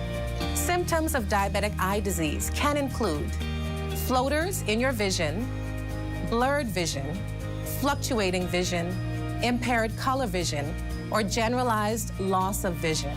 Smoking can quadruple your risk of progression of this disease. Bottom line is, smoking will cause you to go blind faster with diabetes. So quit smoking. Also, for expectant mothers who are diabetic, it is very important that you have your eyes examined during pregnancy, as rapid changes can occur in your eyes during pregnancy. And remember, good eye health is a combined effort between your eye care team, your medical doctors, and you, the patient. This public service announcement is brought to you by the Public Hospitals Authority in conjunction with the Medical Association of the Bahamas and the Broadcasting Corporation of the Bahamas. The Hidden Disabilities Sunflower is a globally recognized symbol for persons with invisible disabilities. The Sunflower lanyard made our journey less stressful, smoother, and more inclusive. REACH is proud to support the Hidden Sunflower Scheme, which makes the invisible visible. So far, the Nassau Airport Authority and the Nassau Cruise Port are sunflower certified. So if you see someone with a sunflower lanyard, always remember to be patient and ask if they need some help. Please be kind and always remember to show respect. We wish to encourage more hotel operators with amenities such as water parks, restaurants, cinemas, government offices to join this initiative, making the Bahamas a more sunflower-friendly country. Please feel free to reach out to the REACH office at 328-4123, or you can reach out to the National Commissions for Persons with Disabilities at 396-8700. At the Lyndon Bindling International Airport, I'm Corvell Pyfrom. This is ZNS.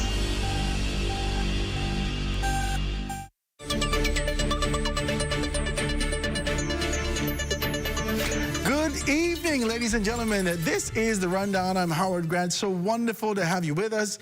First time since the election, we're having a roundtable discussion. So excited to be able to have that kind of a conversation. We're still in this kind of a mode of being able to look at sort of the post-mortem, the post-concepts and ideas of what happened after the election and what's really going on right now. Joining me for a great conversation is my very good friend, Garth Roseborough. He's here with me, being able to jam with me, and none other than Leslie pot cake Lucky Miller. Yeah, lucky. You can't duck the Lucky now. You didn't tell ZNS he is lucky. It's so good to have you guys, man. Say good afternoon to the people. We ain't talked for a little while. It feels like forever. Good evening, Bahamas. It's good to be here. Good to be alive. Yeah, well, you know, things seem to be moving ahead strongly. A lot of opinions out there, a lot of criticism, and of course there's a lot of celebrations, a whole lot of celebrations. And I'm just happy to be a part of some of those celebrations. It was quite an occasion, I must say, the one that I attended. Yes. At Fusion. Yes. Never been to Fusion in my life for nothing else like that, but it was grand. And for those people who are not celebrating, you have our deepest sympathies and condolences. Howard Grant, I mean. For not celebrating? Yeah, man. Good God, you started off too early. You're doing too much right now. Independence is next month. You realize that? Yes. Every Bahamian should be celebrating next month. Yes. But there's some people who are still crying. Guys, talk to me. Leslie, talk to me about this, about the celebration for Labor Day and what the intentions are, so forth and so on. I hadn't been keeping up with it, to be honest with you. First time I realized it was holiday was yesterday. The holiday is Friday because we just had one last week, you know? Yeah. These holidays come too fast, man. You know, but I guess it'll be exciting as it always is. I see the unions are acting the way they always act. The gentleman from the Public Service Union who got his own problems with them people money and on their cars and they need to go try sort his out. He's not going to go along with the government's plan to have the employees make a contribution towards their fund. They have to do it. The whole world is doing that. There's no freebie anymore, and they have to make a contribution. And if they don't make the contribution, they're going to be left without a plan because people cannot afford over $2 billion that is owed now to them. Can't afford it no more. So I'd advise the good fella to get up, get going or be going. And, you know, call a meeting because his union is demanding that he hasn't called a meeting in a couple of years. And he just appoints people without their permission. And he's in his own troubles. He needs to go sort himself out first. Yeah, we always have these kind of union concerns come to the forefront whenever we find ourselves around this kind of a time, and being able to do that, especially around political time also, they have been really being able to put themselves in a strategic position. I don't know whether or not they still have that kind of a fire, talk to me, Garth, that they had over the years. I think as we move further and further away from what we call the independent time of 1973, it almost seems as if we're losing what our bearing truly is in terms of a united front, what it means to grow the Bahamas into a first world country, if we may even attempt to do so.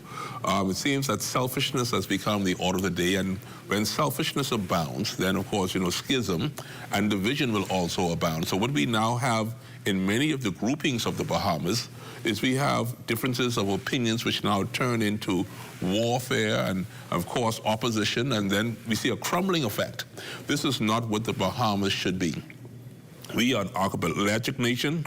We should be finding ways to build bridges to come together for stronger unification and a stronger Commonwealth of the Bahamas. Isn't this just a theoretical conversation about concepts and ideas, what you think should happen? In practical terms, in traditional terms, has this happened in the country over the past 40 years? I would say, you know, the unions had strength when you had Batelco, when you had Water and Sewage and BEC going out at the same time. I'll never forget in '87 when I was chairman of BEC.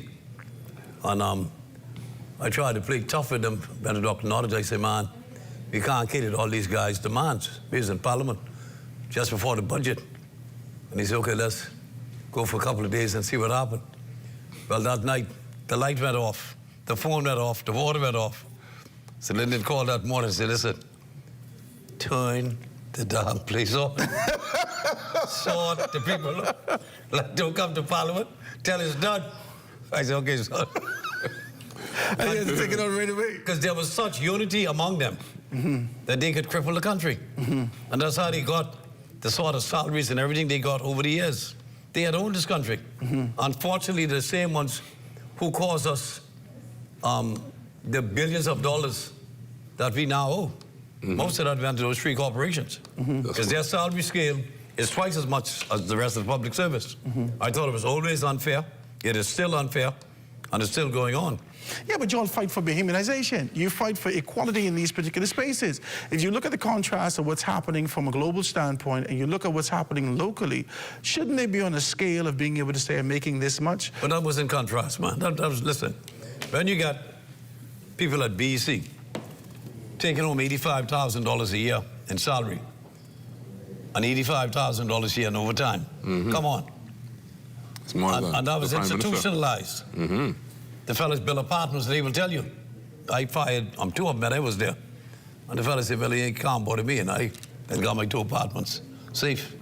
And 2 weeks later, he went on another job. I think he's working now down to the airport. We just allowed it to happen because nobody want to go through the rough times. That's when the unions had absolute power in this country. Absolute, especially those 2 men who was in parliament with us around that same time, who run the hotel union. They were another force to be reckoned with. That's when you had real men that stuck to the plate. Today, the unions have little or no say in this country.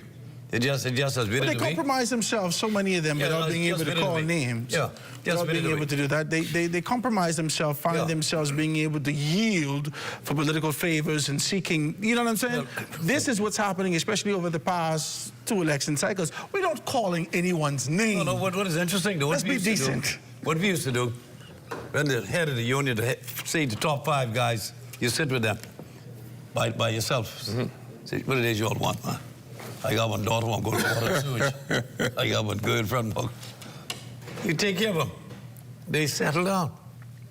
But it still ruined the country financially. You know, when you talk about salary scales, and you look at the corporations and look at the public service, it's double. And it's not fair. Because all of us have to go to work every morning and do the best we can for on behalf of the people of our country. So why should one group get all the benefits while the others are there struggling? With this thing, with the unions now would have to pay a portion. I don't know if you understand, when you hit 70, over 70, and your income from NIB, and your little salary, what you get, is about $1,200 a month if you're lucky. Now, those who work at those corporations take home a minimum of $2,000 a month.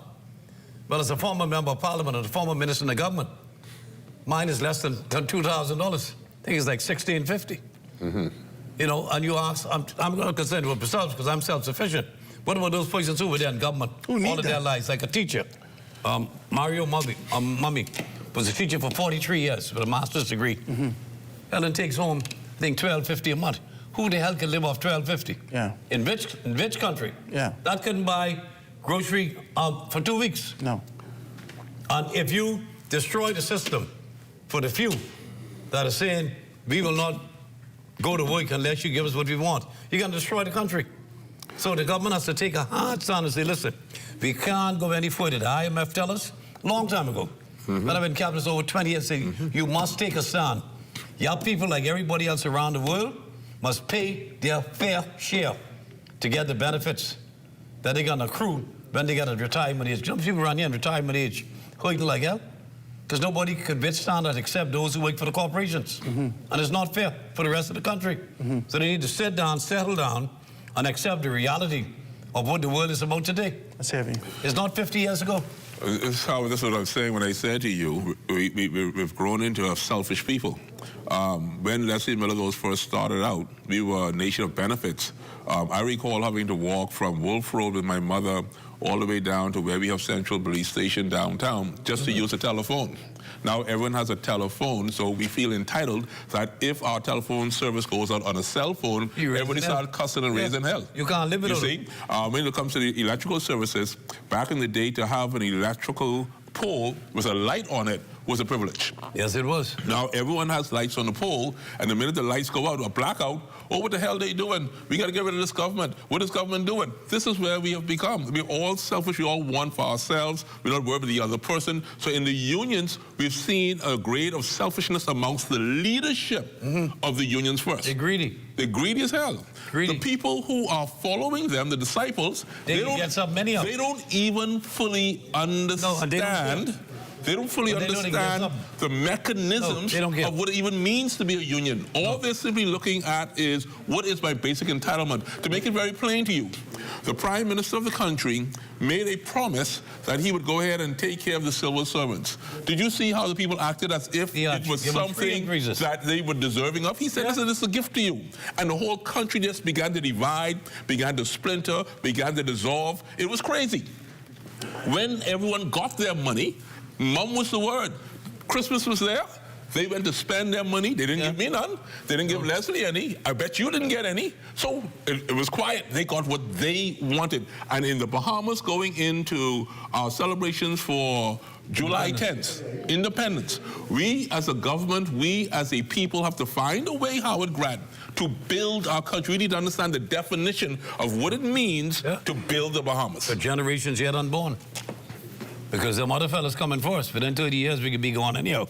Okay. I get it, I can be upstairs. You look at this, and I think that this isolated conversation that we're having specifically about the union, this actually rises from somewhere. If we remember Rhonda Folks, and we remember this sort of an idea of this selfishness and this sort of an idea for nationalism and this determination to ensure that there was inclusion, growth, and development for the next generation. And then we watch decades after, 2 decades after, everything has turned inward. What for me? Me. That's me, correct. me. That's it. That didn't necessarily only come from the union. That was represented in our leadership in this country also.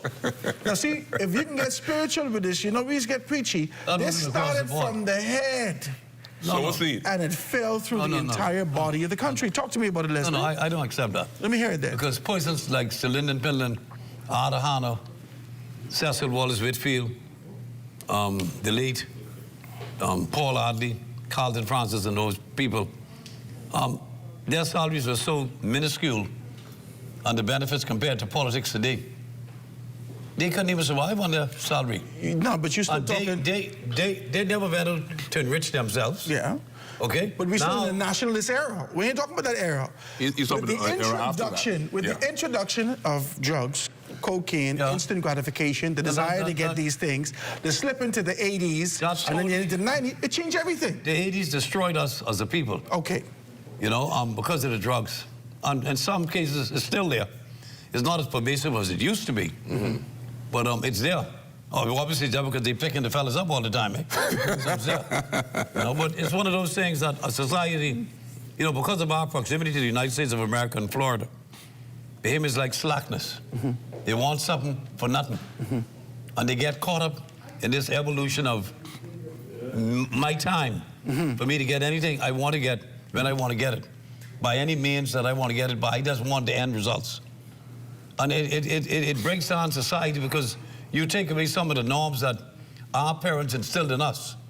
Like you got to work to earn a living. You got to go there and give the man an 8-hour day.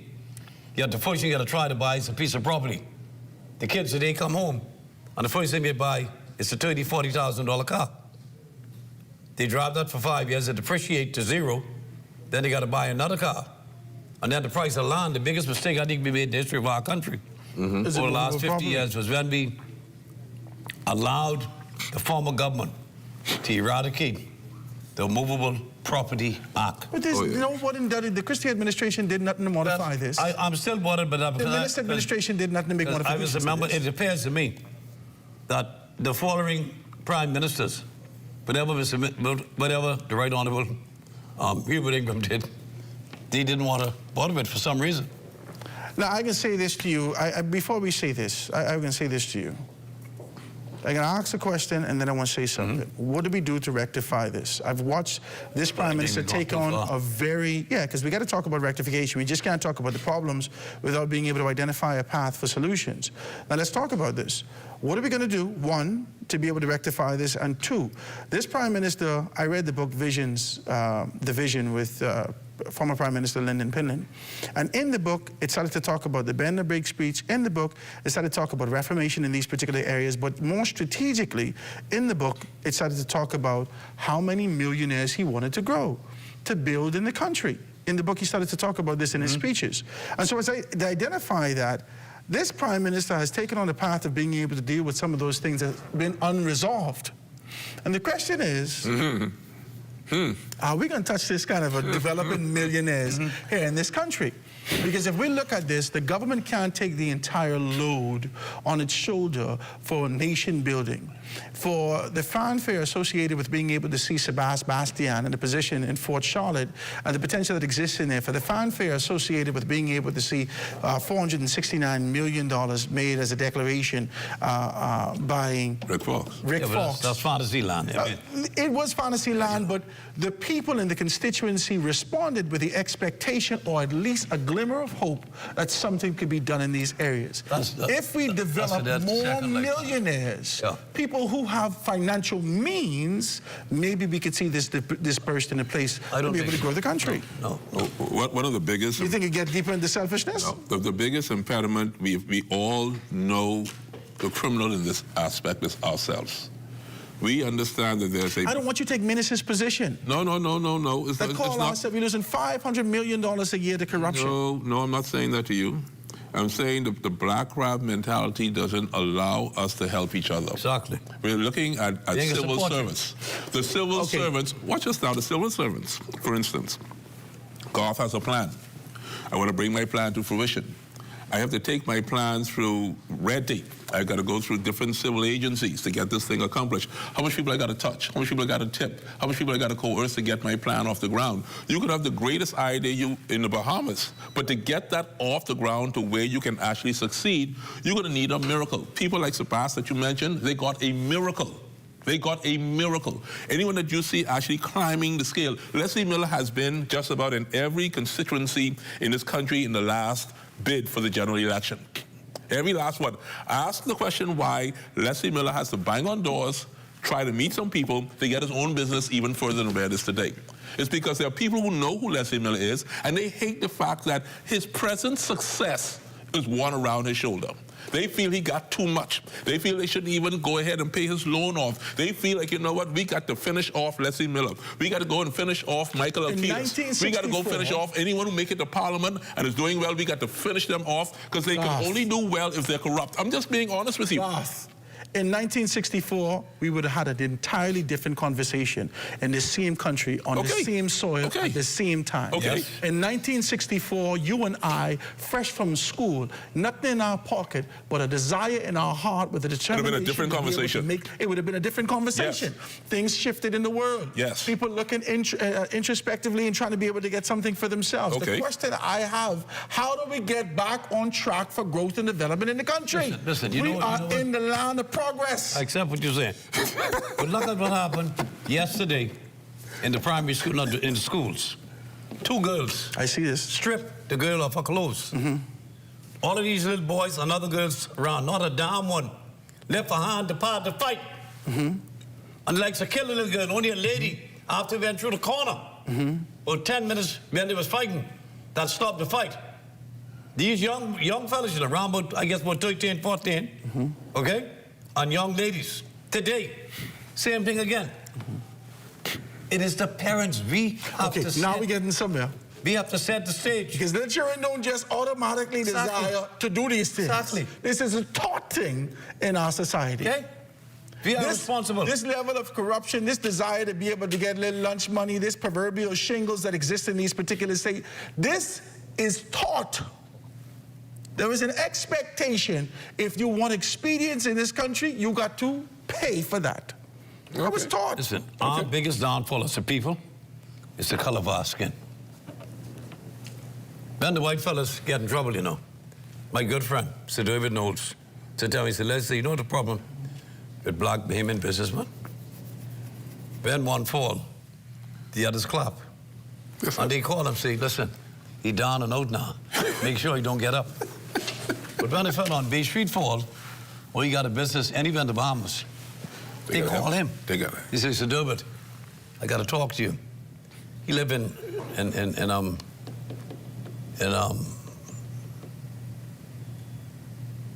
where I live, up there, next door to Alfred Says. Big, beautiful home. He would call a meeting. Say, fellas, call John Bull, call Easy Pritchett, call all the brothers who got money, and based on your performance and your net worth, he said, bring a check for $10,000. He may say, bring a check for 20,000. The lower fellas, bring 5. And when the man leave there, he leave there with $200,000 in his hand. Say, listen, man, we got to prop you up. That's a brotherhood.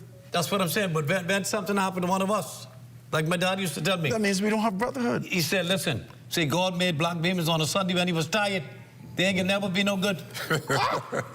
Ladies and gentlemen, on that number, I can take a quick break, guys. When we get back, we can dive deeper into this kind of a conversation and talk national growth and development. I'm sitting here with none other than Leslie Potcake Miller, laying the smack down today, being able to have that kind of a conversation. We're here with none other than Garth Roseborough. We're going to take this quick break. When we get back, we're going to dive into it right after this.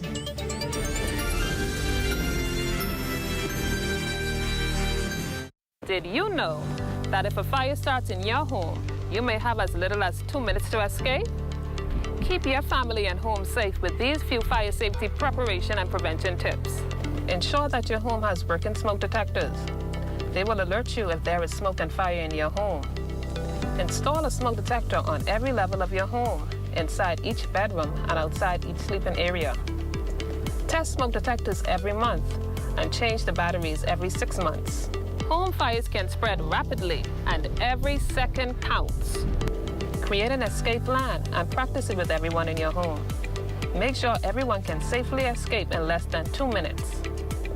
Keep escape routes as clutter-free as possible so no one trips or falls on the way out during an emergency. In addition to smoke detectors, fire extinguishers is an important device to have on hand. To use a fire extinguisher, remember the acronym PASS. Pull the pin, aim the nozzle, squeeze the handle, and sweep from side to side at the base of the fire. We must all do our parts to ensure that our families and homes are safe in the event a fire occurs. On behalf of the Commissioner of Police, the Director of Fire Services, and all officers of the Fire Department, let's work together to help prevent fires, because fire safety is everyone's responsibility, and the life you save may be your own.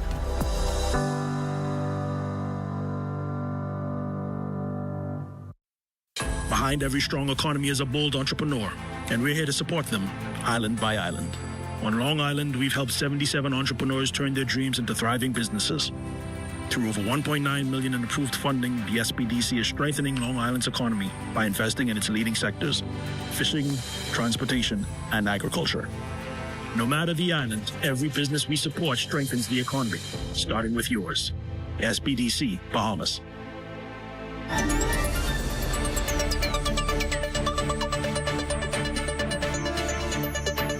And we are back, ladies and gentlemen. This is The Rundown. I'm Howard Grant, having a great conversation. I'm here with none other than Garth Roseborough and Leslie Lucky Miller. Potcake is here with us, being able to have good conversations. We're just talking about the nation and where we are after the elections. A lot of persons are being able to see this as we continue to be able to bask in the proverbial sunshine and in the land of progress. We're here and we've been doing these particular things, and we're having good conversations with those persons, had great conversations over the past few days, and I want to be able to thank those persons for being able to sit with me. On Monday, we had good conversations with none other than Dr. Chris Curry. Yesterday, we had J.Ann Major, Senator J.Ann Major, Vice President of the Senate, being able to sit with us, and I'm always grateful for these conversations. Now I want to talk to you all about these things. Let's talk about some politics. Now, you know, this is our thing, and this is what we do, and we want to be able to do that. What do you make after the election? There was some expectation. All of us spoke about what we saw, what we didn't see. We identified that there was supposed to be 26 on the low. Yep, 30 on the high. On 30 to 32 on the high. Yeah. 33. We were good. Now, I can say something. We had already projected that the Free National Movement wasn't going to win. Y'all didn't want to hear this, but this is true.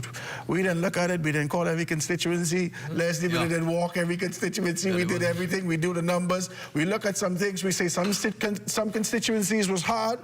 They wasn't going to get in some constituencies. We look at 6 constituencies. We ain't got to say their names. But we look at 6 constituencies. That's why we put 26 on the low. We look at 6 constituencies that they needed help. Safe with Brave took many of them over the top. The Safe with Brave motto campaign, the idea that resonated in the hearts and the minds of the Bahamian voters, 140-some thousand of them who actually voted, decided to be able to vote. 66% of them decided to vote for Brave Davis and the PLP. And you said you were basing this all on Pinewood Gardens. I said to you that. And Fort Charlotte. I told you that. And I said I'm basing it on South Beach and St. James. And both of us were correct. I feel like it was more correct than you. Because I told, Pinewood has never done this before. Neither South Beach. Talk to me. Neither has South Beach. I think what transpired in the last election stemmed from many situations. I think one of the most pertinent situations that emanated in the minds of the average, ordinary Bahamian was when the Prime Minister decided to go and deal with the Grand Bahama Port Authority. Now, it may not have That's a deep conversation he gets into. It may not have seemed that way with a lot of people in Grand Bahama. Okay. Because of the politics. Okay. But I had said on Steve McKinney's show before the last election that I believe if given the opportunity, Mr. Davis is going to be the next Lyndon Pilden in many aspects. And he proved to us during that period that someone had to take a stand. Leslie. Against something that was so unfair. You're too heavy, and you can push me into position and ask you a heavy question. Yes. And he took on the mantle, and he went one-on-one with them, and he won. And I think most people, as I said all the time, the one thing you don't do that he didn't have the baggage that Mr. Christie had, my good friend. Nobody hated Brave Davis. A few might have disliked him, but you didn't hate him because he's such an ordinary brother. Being from the blocks on Wolf Road, through Roll Avenue, growing up playing softball, baseball, etc. He emanates, that came out of him, that this regular fella anybody could see. And what has got me angry with him sometime, he'll help the other fellas as much as he helped you. I said, man, I'd work my ass off. I didn't even see this brother. I didn't see this brother on the block. Hold on. Get real, man. You push me in a position, you make me ask a question. Now, I didn't do this. You caused this. Yeah, okay. Now, in the lineup of leaders in our country, there's a social conversation that has identified. He pushed me. He pushed me. No, Howard. Let him go. Go ahead. Let me go. Take a break. No, let me go. No, Howard. Let me go. No, let's see where you can go. I know where you're going. You know where I don't know, so let me see. You got Lyndon Pilden, the father of the nation, absolutely undeniable. Yes. Persons identified for what Hubert Ingram would have done, they put him as number 2. Yes. They put Perry Christie right after him and Menace Way to the back there. I accept that. That was the initial lineup. Yes. Then here comes Brave Davis. We didn't know how to make him and how to look at these particular things. He started off his campaign a little shaky as we could look in 2021, going off to COP26 doing all these things. Yes. We say he had 2 campaigns. What are you doing? Did he change? Mid 23, mid 22, early 23. Start doing things home. He come back home. Bam. Now, we didn't know whether or not this was as a result of what was happening with climate change and Trump denying this. Trump denied, Trump ascending into presidency, things switch. Kamala Harris came off the scene. Directly back home. Trump made him stay home a lot longer. And he stayed home? Yeah. Okay. Now, we're looking at the succession after May 12th, what we would have seen him done, what has not been done. Perry Christie doubted in his particular capacity from the Prime Minister says, well, I don't know, because Michael Pintard may still have a chance. No one won. Yeah. All right? Fair enough. No one won 2 straight. No one won 2 straight. Yes. Hubert Ingram gave his doubts. He said, well, I'm not going to say nothing bad but Brave. He's my friend. Okay. He doubted. It ain't gonna happen. Menace said, I don't know, he was busy fighting his own battle trying to get back into Kalani. Right. But Prime Minister Brave Davis did everything to find himself, and in my humble opinion, he superseded in that line of succession and growth and find himself nestled right in the back of Lyndon Pilden. And you know why? Talk to me. You know why? You got to say yes or no. The women in this country had no hate for him. Okay. They had admiration.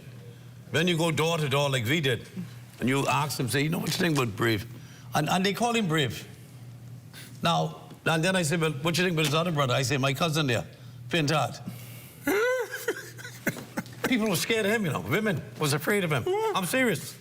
Because the vicious fights that went between himself, Dr. Menace, especially our brother from Ministry of Works, his deputy, and how he managed to destroy them. Totally and absolutely. Desmond Bannister. Desmond Bannister. Yeah. That hurt him. Because, see, women are a funny creature.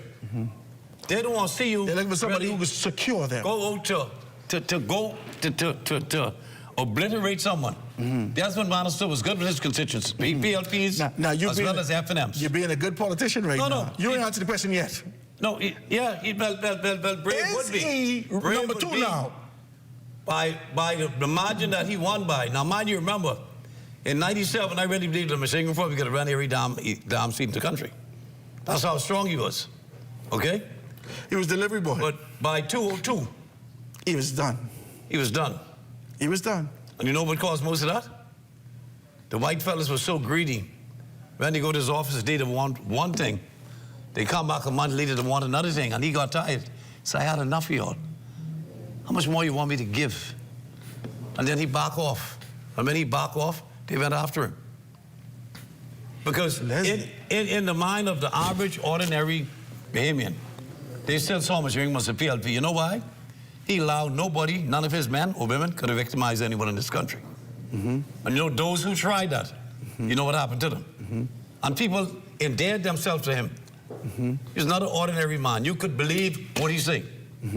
Okay? It was a matter of trust. Mr. Davis, for the same category, if he tell you something can happen, it can happen. I'm getting me mad, it don't damn happen, but I want it. That's the difference. It may not happen right when you want it, but it can happen. It can happen. And women on the campaign, I felt more secured in the last 3 weeks than the start of the election. Because you go to, I said, man, I hear, say, Millie, what you here for? I said, the PLP with Brave. Say, we got him. Say, yeah, no problem. We ain't scared of him. I thought these other fellas got me scared because if they can fight like this now, imagine if they give them power. And that's what scared them. Yeah. What can happen? Because they hate they were spewing out there. People like Dr. Sands and them. I mean, some women say they feel they hate them for the human beings. And that destroyed them. It really destroyed them. Yeah. Yeah. Okay? It continues to. It is the women that win or lose the election, you know. They're the ones who vote, you know. On election day, Dave and I went around most of the constituencies in New Providence. And I would say less than 40%, the fellas who was there raising hell didn't vote. That's correct. Every line was full of women. That's correct. You can count 8 women to 2 men. Every line I said. They are serious. Yeah. Because they're the ones who got to look after their children. Yeah. They're the ones who got to see this better future. They're the ones who got to be comfortable with who this man is, call himself the Prime Minister. And let's face it, the FNM had no plan. All he was criticizing. What are you going to do? We work for you. Well, who the hell else pay your salary? That went flat from day one. We work for you. What that mean? Everybody and not for the few. And not for the few. Well, I'll tell you, for me, Howard Grant and those listening, what makes a difference for me is that when you measure the governing party, the Progressive Liberal Party, you want to answer that question? And the FNM leader in opposition, when Perry Gladstone Christie was in opposition to Hubert Alexander Ingram and vice versa, we saw a whole different marginal situation. Michael Pintard makes a Philip Brave Davis even look much larger than life. I said this from the onset, that his leadership style was weak. That never improved. Totally confrontational. All that ever did was I watched and I observed how they suppressed a Shannon Cartwright, who was the deputy leader of the party. And continues. Right? They just pushed him down and pushed him out. And Dr. Dwayne Sands, he took on the position that I'm not only the chairman of the party, I'm also the CEO. So if you're the chairman and the CEO and Michael Pintard is the leader, we were fighting to understand what was the role of a Shannon Cartwright. But he's been suppressed role. From June 1st, 2024, we saw a pronounced You mean when he showed the mace out the window? No. Before he showed the mace out the window, he found himself in this position. And many would say that this would have been sort of the activation that been able to put him in this position. Before he took the mace out the window, when he found himself in the position as going in as deputy chair, unopposed. But yet, they didn't allow him to speak at the actual convention. You see that? Okay. This was a pronounced suppression. if we want to call it the inception thereof, it was a pronounced suppression. So watch what happens now. You have to appreciate that Shenandoah knew that he could mention Barnabas no more, you know. Of course he knew that. When the minister was traveling up and down, he asked Dave and me himself to go in there. We spent 6 weeks in there, door to door to door to door. Shenandoah saw us in that.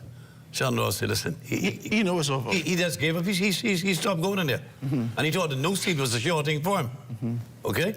Now, hold on now. Hold on. He could have get that. Hold on, let me... But they paired Owen Wells was a superb pairing for the constituency itself by the PLP. Well, that was truly But in impressive. addition to that, 50% of that constituency was my own constituency of Tall Pines. That's how we knew one was right. That was it. No, we, in fact, Dave and I spent more time with Owen than we spent with most of the other candidates combined. We spent 30 days, every single day with him, going in there. The people love him. He's an easygoing man. And what I love about him, he make me look bad. If this guy see one old car, some bush, I say, man, you got to deal with that. We go back the next night to the next Clean. Go on. Go on, done. I say, Chief, I didn't mean yesterday, you know, make me look bad, you know. But he's a good-hearted person, and he's going to be a good member of Parliament. Yeah, yes, he is. Very good. What also happened, as they were suppressing Shannon Cartwright, they brought on a cadre of candidates right behind them that didn't resonate at all with the Bahamian public. And they had very little to say, if anything to say at all. So all we saw was a conversation, a witch hunt, I call it, of Dr. Hubert Alexander Minnis until the last hour. There was no plan. There was no exercise to say, let me attract the people of the Bahamas. Therefore, we saw the beautiful, I must say, beautiful Bahamian women, the young women, were at the rallies for the PLP. They were all for progress. And you know, once we see that evident at rallies, we kind of know which way the election was going. So we could call numbers like 26 to 15, or we can call 33 to 8. We saw that happening. We even said, you know what? There may be a slight possibility of an independent slipping in there based on the performance of the Free National Movement. My good friend Ephraim Jones, who continues to be able to watch us. Ephraim, you got to go down there to Garden of Eden on Saturdays, guys. Check him out. Ephraim Jones said to me, Howard, you could tell the people, I said to you a year or so ago, about maybe 2 years ago, the PLP is going to win 31 seats. I say, Ephraim, how you could see this? How you could see this? And he bring a black book. He got every constituency laid out. Listen to the women. So I want to understand now, Howard Grant. I want to understand now, before you take a break. Okay, go ahead. I want to understand, if your formula didn't work before the election and during the election, why are you still continuing with the same formula right now, post-election? I don't understand it. Well, they got no convention till 2027. That's what I'm talking about. October 2027. We can be able to talk about that. When we get back, we can get a little bit into F&M business. Let's take a quick commercial break, ladies and gentlemen. This is The Rundown. Going to be right back after this.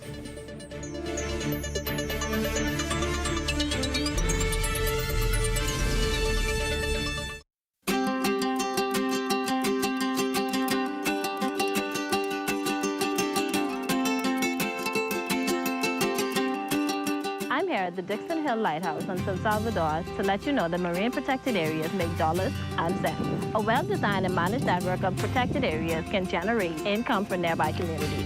From MPA managers to lodges to eco-tours, there is money to be made.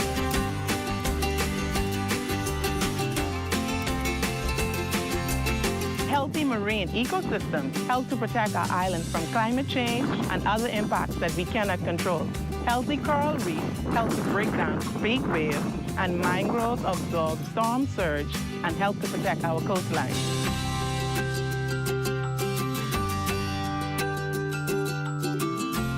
Older and larger fish tend to carry more and healthier eggs than younger fish. Fish replenishment areas will allow fish to grow bigger and ensure that we have more fish now and in the future. In our replenishment area, fish are free to grow and reproduce. As their populations increase, more fish will spill over into other areas where fishermen can increase their catch and their income. I support the establishment of a marine protected area on my island. I support the establishment of marine protected areas on my island. I support the establishment of marine protected areas on my island. I support the establishment of a marine protected area on my island, and you should too. And you should too. And you should too. And you should too. See the future with Bahamas Protected.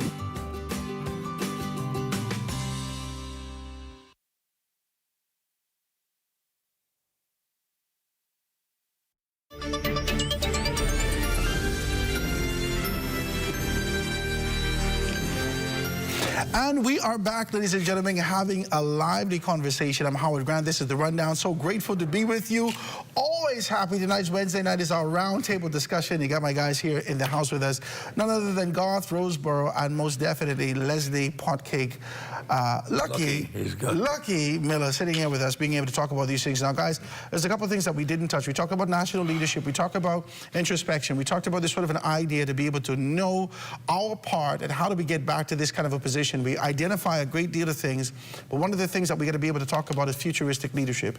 We got to be able to talk about the healthy prospect of democracy in the country and how that balance works. We already got a cabinet that a lot of persons are saying that is top heavy. We already got the PLP with more, you know, the super majority in the House of Assembly. We got the PLP and being able to carry out this agenda from 2021 now all the way down to 2031 and being able to find out this kind of a position.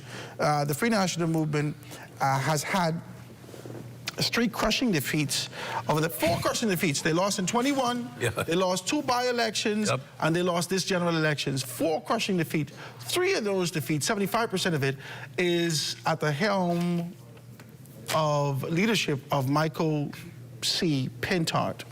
Now, I would have said some things. Remember we said this, I said, I think it's going to be 32 seats, but it's going to end up being 33 seats because if Pintard loses, I expect him to do the honorable thing. We talked about this.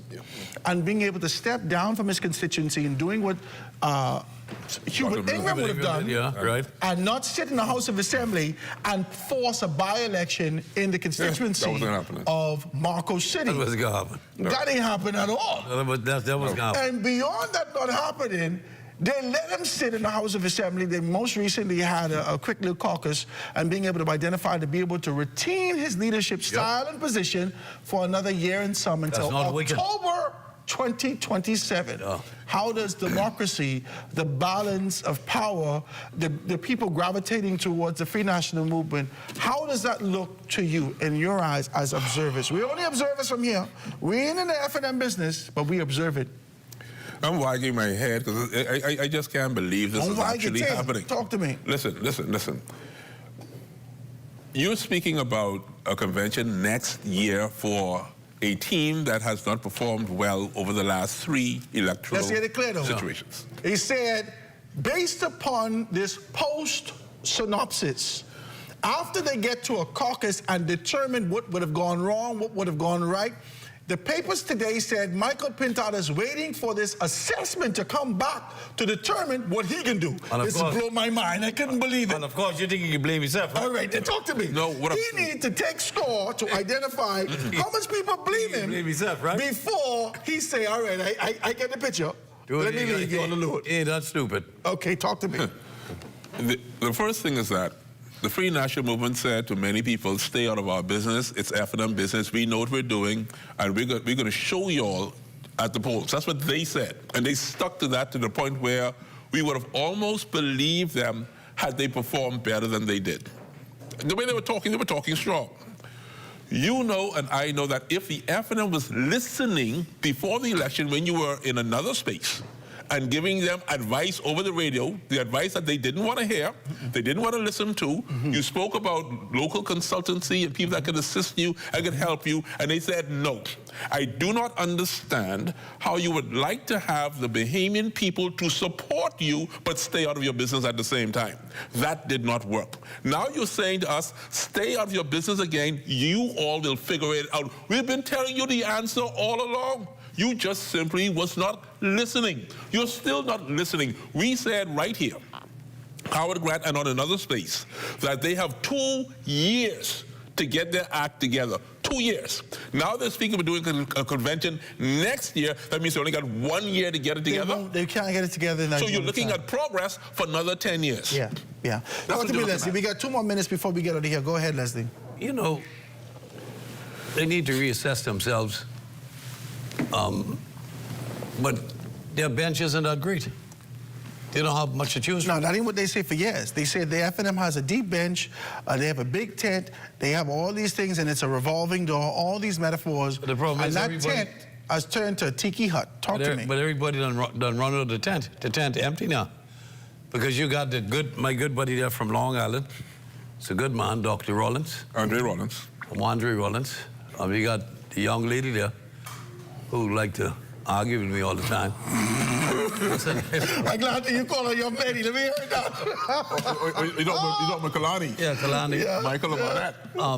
Member of Parliament, the honourable young lady. Go ahead. Yes, ma'am, the right honourable. The right honourable young lady. I assume that those two persons would probably ascend to the leadership. Don't leave the young man out. What about Lincoln Deal? Don't leave the young man out. Lincoln Deal. Lincoln Deal. Would Don't be leave there. him out. But not if the leader can help it, because he don't want to leave. Well, the leader ain't going nowhere. They have to run him. No, like most leaders, you got to run them. Power, you got to take the power from them. So you got to realize this man has a car, he has a chauffeur. He makes what?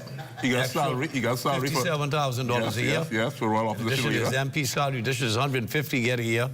That's a lot of money that he has going through his hands. And you say he never had no job before this. Ego. He had no career. And he ain't got none now. Jesus. Listen, that's a lot, but you're I saying. just asking him if he had a career he could go back to, like how Dr. Minnis went back to being a doctor. What would be his career if he was no longer the opposition leader, the royal opposition leader? What would he now do if he's not the leader of the FNM? What is his career description? I guess he go back to the Dundas, eh? To the Dundas. Ladies and gentlemen, I want to thank you so very kindly. This man needs to stop. He's with the Dundas. My God, this man needs to stop. Ladies and gentlemen, I want to thank you so very kindly for being able to be with us. I was here today. I didn't know he would do that. I'm here today sitting with none other than Garth Roseborough and Leslie Osborne, Hotcake, Lucky I thought the Dundas Miller. would take him back, no? They're under reconstruction. Oh, God. He done finished that. The place finished now. Finished now? Yeah, they back in business. Okay. All right, praise God. Ladies and gentlemen, that does it. Are we done? Are we done? We still got some time. That does it for us here at the Rundown. Be sure you stay locked in the ZNS network for the Bahamas tonight at 11 p.m. It's the final newscast in the country with the latest in news and information with Corvell Pyfrom. From all of us here at ZNS, I'm Howard Grant. Thanks so much for joining us.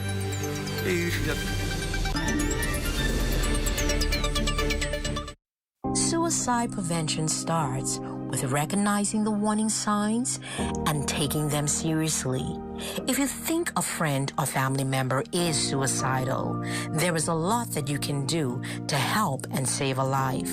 However, for persons who are not in the grips of suicidal depression and despair, it's a bit difficult to understand what actually drives many individuals to take their own lives. A suicidal person may feel as if there is no help available and they're in so much pain that there aren't any other options.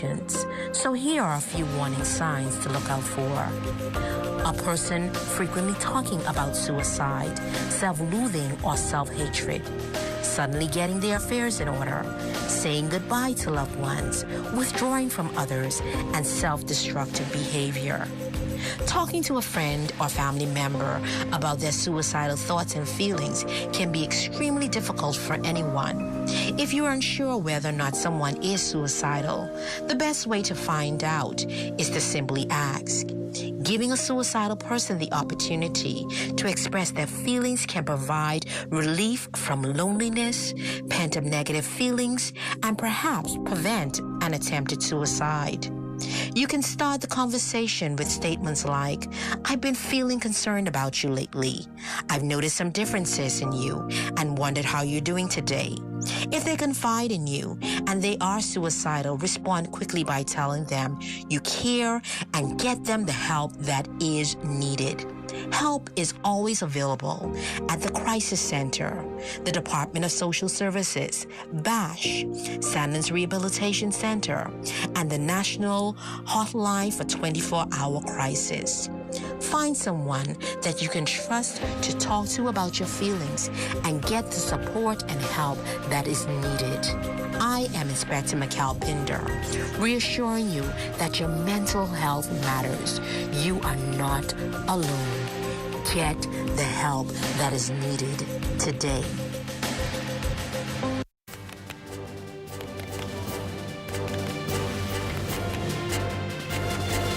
Oh, you're still here? But of course you are. But be sure to tune in every weekday at 7:30 p.m. for the Bahamas Tonight Access Now, Where we bring you the brighter side of news.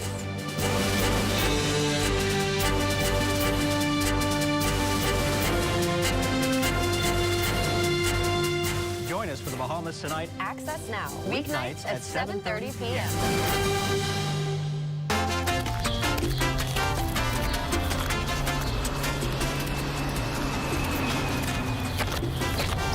Here, these for you. These must have got false bottom, because they look empty to me. Not for long. You taking us shopping right now. For what? Things you're gonna need in case you can't get out of your house after a natural disaster. We know when we had one hurricane around here. That's it. We get 2 lakhs. It ain't only hurricane, we got to worry about, we could have tsunami or we could have earthquake. And they don't give you no time to go shopping. What kind of earthquake? Scientists just find one faulty line over there by McGuana. And even though they say it's stationary, it's there. So we need to go and get our survival kit. Like what? What you mean, like what? Plastic bag to put your important papers in, like water, medication, flashlight, radio, canned goods, things you need, things you might need, just in case you can't get out of your house after a natural disaster.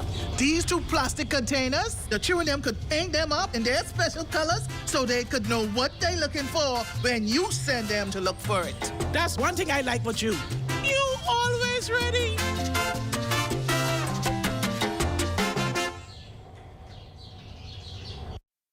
We are here in the time of need.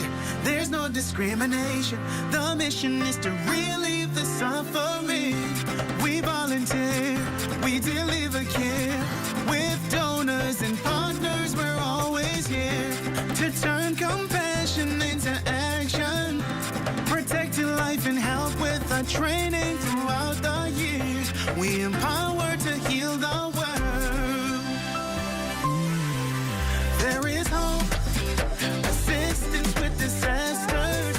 There is shelter and love for our people. We can work together to help those in need. So volunteer with us and donate to show you care. There is hope, assistance with disasters. There is shelter and love for our people. We can work together to help those in need. So volunteer with us and donate to show you care. Together, let's build a more resilient Bahamas. Community farming for food security. Climate programs suited for our island country. Together, let's build a more resilient Bahamas. This message brought to you by the Bahamas Red Cross Society in conjunction with the Broadcasting Corporation of the Bahamas. At Centerville, I'm LaDawn Davis. This is ZNS.